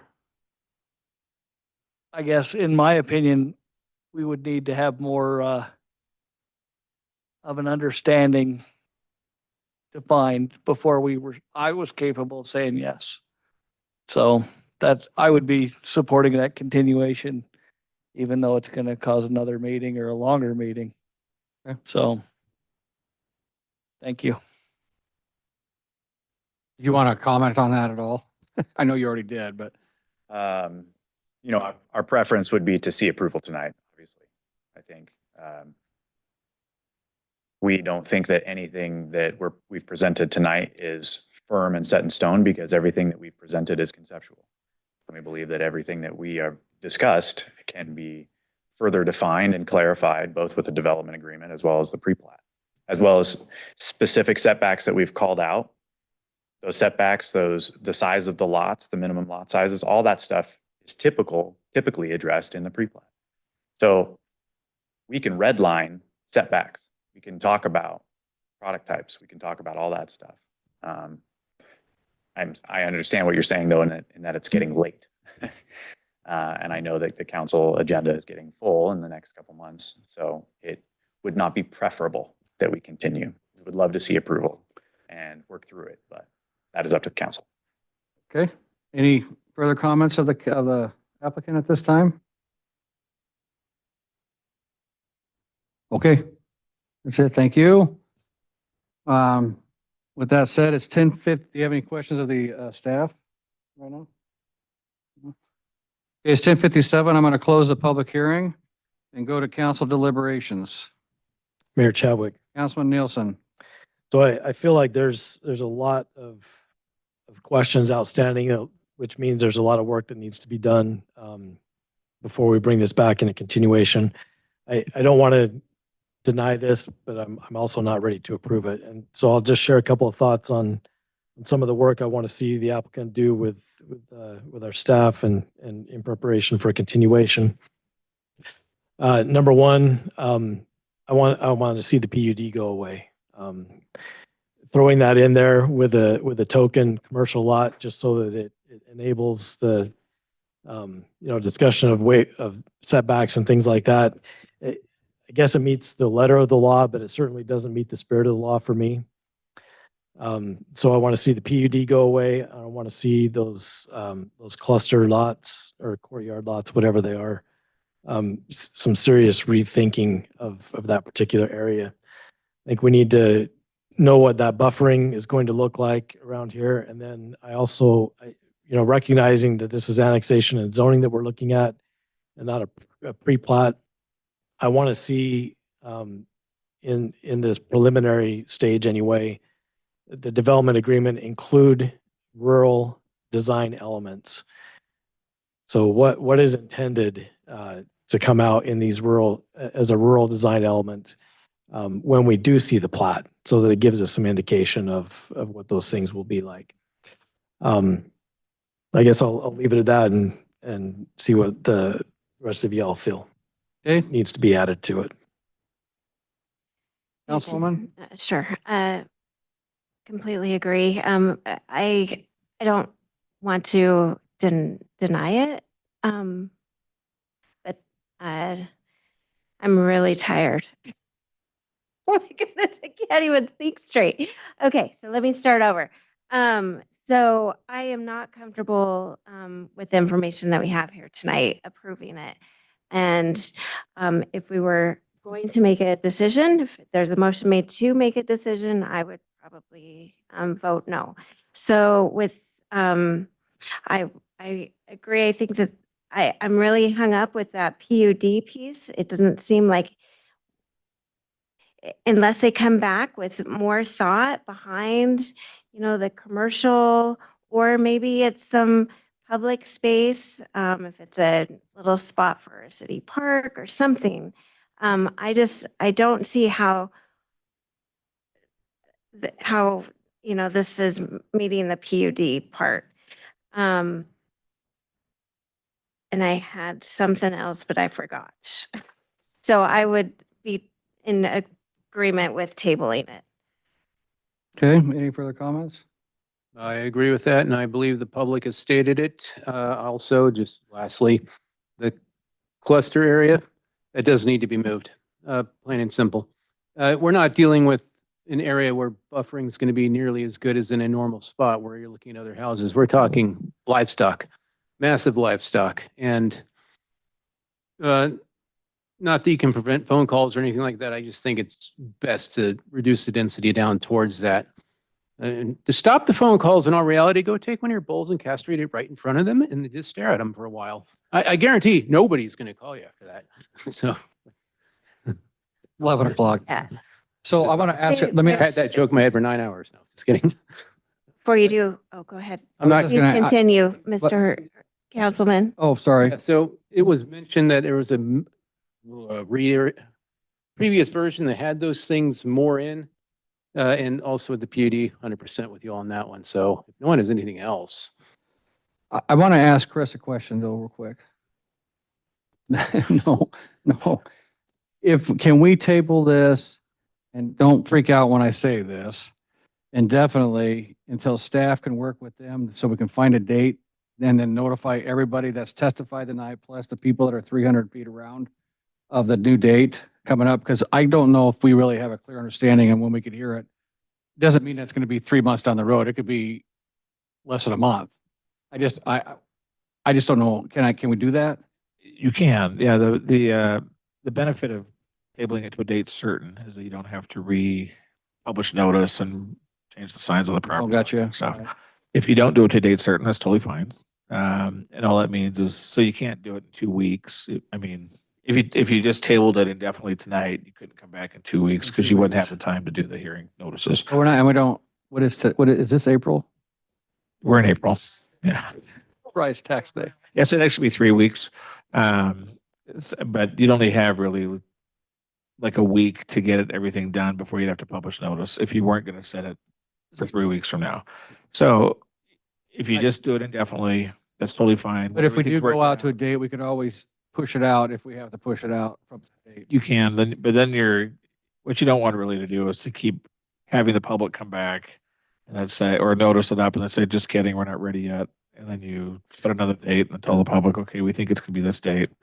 I guess I'm going to tell the public, look at the agenda, because we would know at that time and post on the agenda that it's going to be tabled out again if we have to. Yeah, it's just, I mean, there's a little bit of money obviously involved in renoticing and republishing it, but okay, I got it's a 15-day advance notice.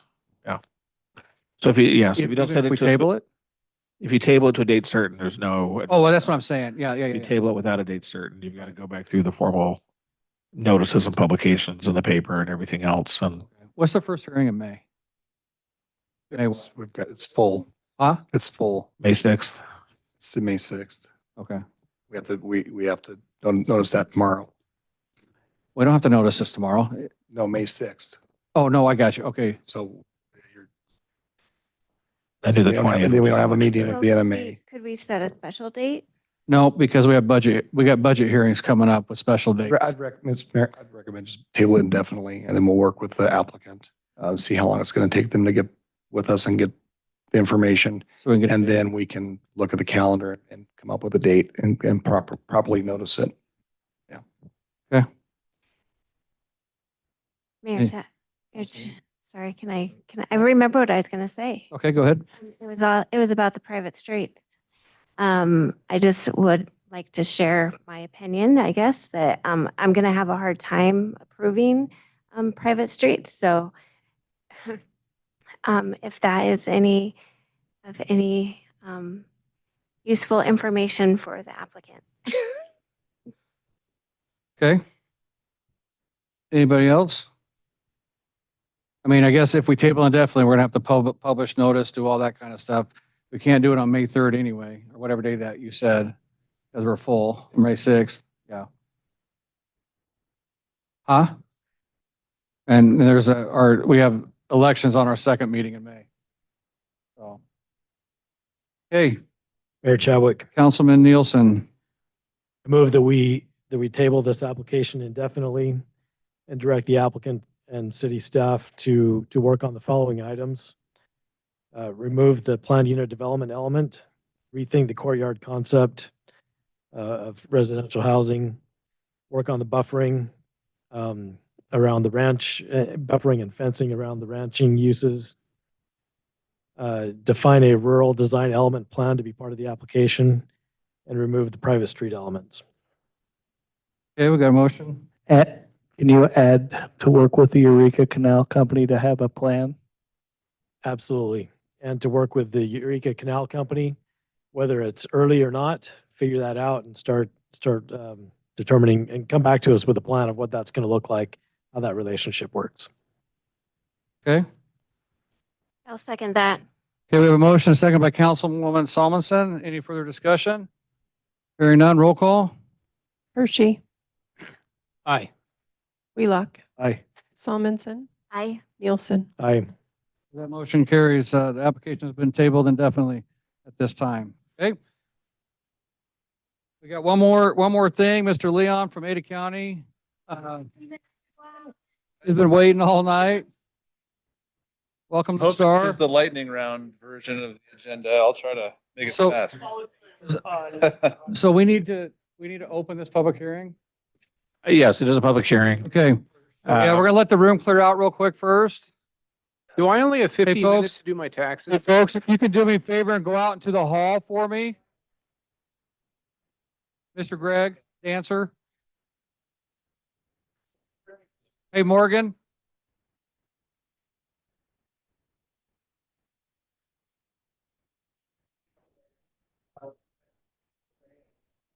Mr. Mayor. No, I get it. Mr. Mayor. Yes.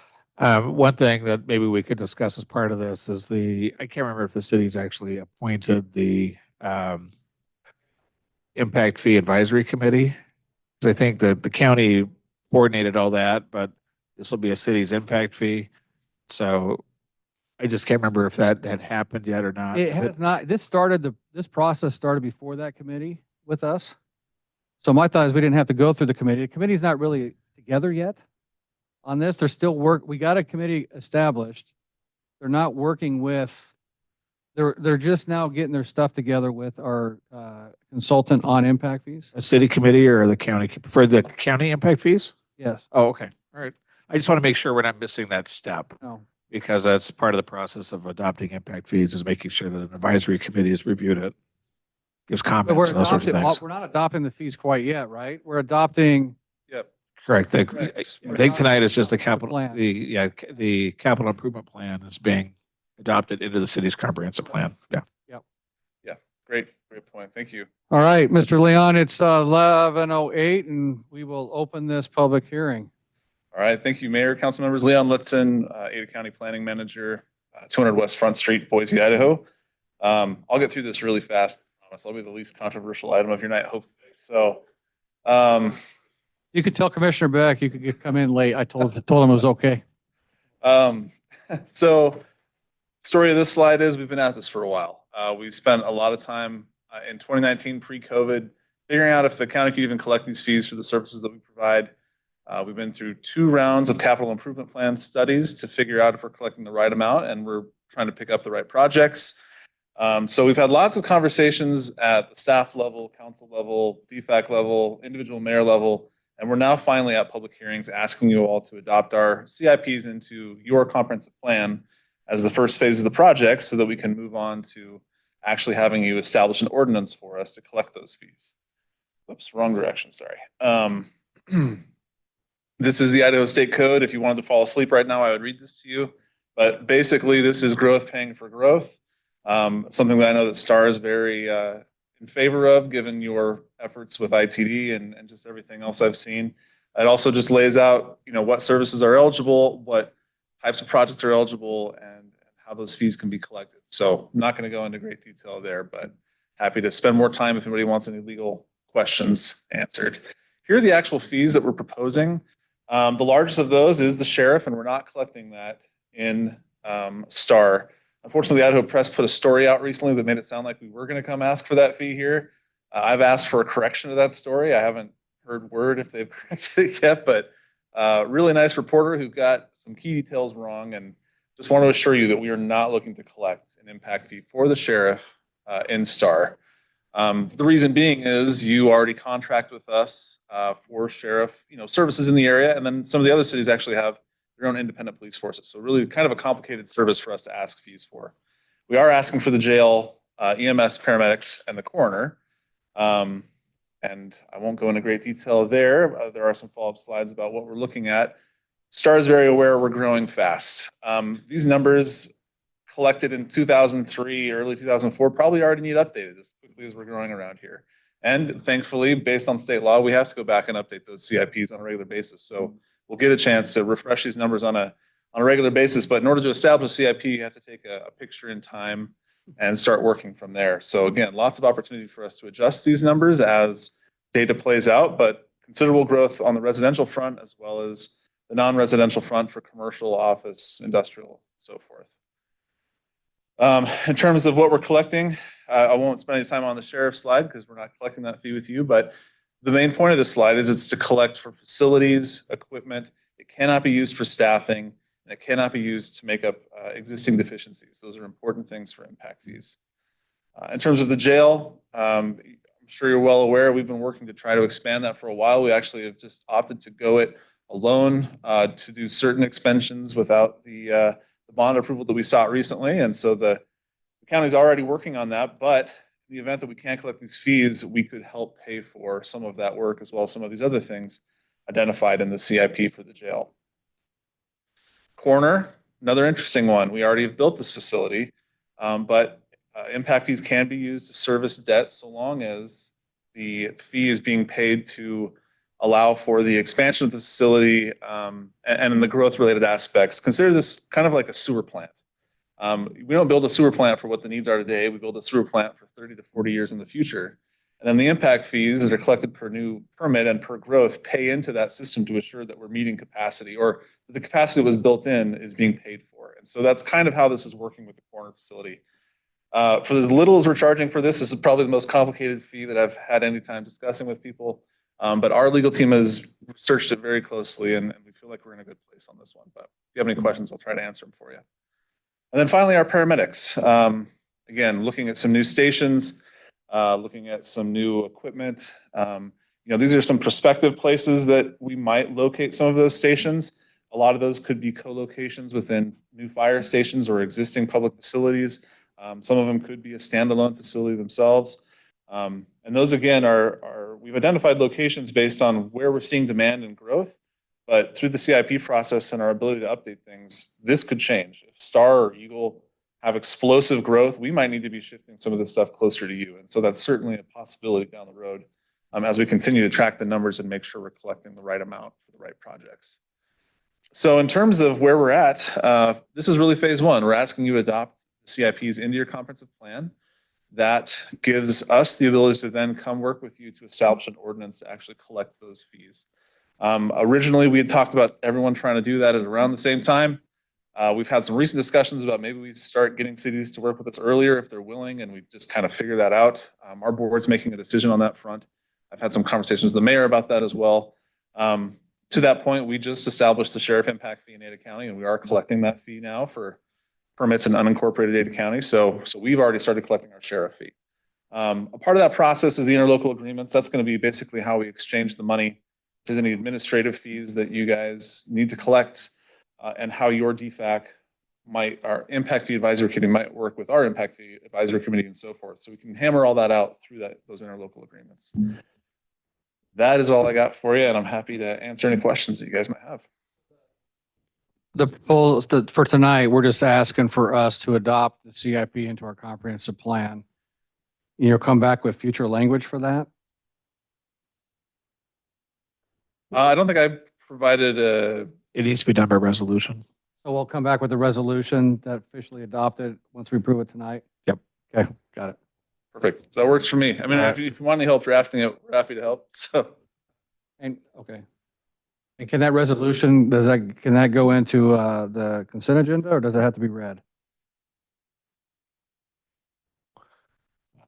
Stumper. Resolutions can be done by a consent agenda. Okay, That's perfect. probably fine. I just want to Yeah, make, we've had the public hearing, so it's just a matter, I mean, the resolution is just going to ratify the decision of the council tonight, so we could probably do that. all right. Hey, any questions of Mr. Leon? Councilman Nielsen? I guess if you could go back one slide. Sorry. EMS? Yeah, so you're talking about new facility space, and you mentioned that these locations are where you see growth happening. Yeah. I mean, Star has been the fastest growing city in Idaho Right. for many years. Why is Star not on the list? Yeah, good question. I would probably need to get you a better answer through our consultant, through a conversation with Sean Rain there. We have existing facilities in the area that are also serving. This is kind of an identified where we could fill in gaps that would give capacity to some of those other stations that might be more closely located to Star. So it would take kind of, you're pushing a lot of water through a hose. These would actually allow those other stations to operate better and serve you more quickly, or, fewer calls, things like that. So that's the best answer I have off the cuff for you. No, I think that's a good answer because And I will, so we do have an EMS station from them I right down the understand, but that ambulance is not here a good portion of the time. Well, but because they're all over the place. It's all over. And so I think that helps to answer my question, because it would be here more often if you had Right. service in these other areas. So that's the thought there. Yeah. All right. Well, but please take it back that, sometimes I mix up Ada County and ACHD. They're both county to me, Sure, we get that a lot. Yeah. but a lot of times we feel forgotten out here when it comes to services and meeting the needs of the fastest growing city in Idaho. So Mayor, please keep Councilmember that in Nielsen, mind. we're very aware of Star. We call it the great tsunami of growth from the west. You and Eagle are just, we've got you firmly on our radar. We know what's happening. And I talk to Boise and Meridian about that all the time. And yeah, so we're aware, and we look forward to hopefully getting you better services soon through these impact fees. So. Right on. Thanks. Okay, any further comments for Mr. Leon? Anybody sign up, Ryan, to speak? I gotta ask the question. Okay, no one sign up. All right, if there's no more questions for Mr. Leon, then it is 11:18. And I'm gonna close the public hearing. We'll go to council deliberations. Mayor Chadwick, Councilman Nielsen. I move that we approve and authorize you to enter into an agreement with Ada County for collecting these development fees. And then adopt this into our comprehensive plan. Thank you. And adopt this into our comprehensive plan. Okay, Second that. we got a motion, a second by Councilman Wheelock. Any further discussion? Hearing none, roll call. Hershey. Aye. Wheelock. Aye.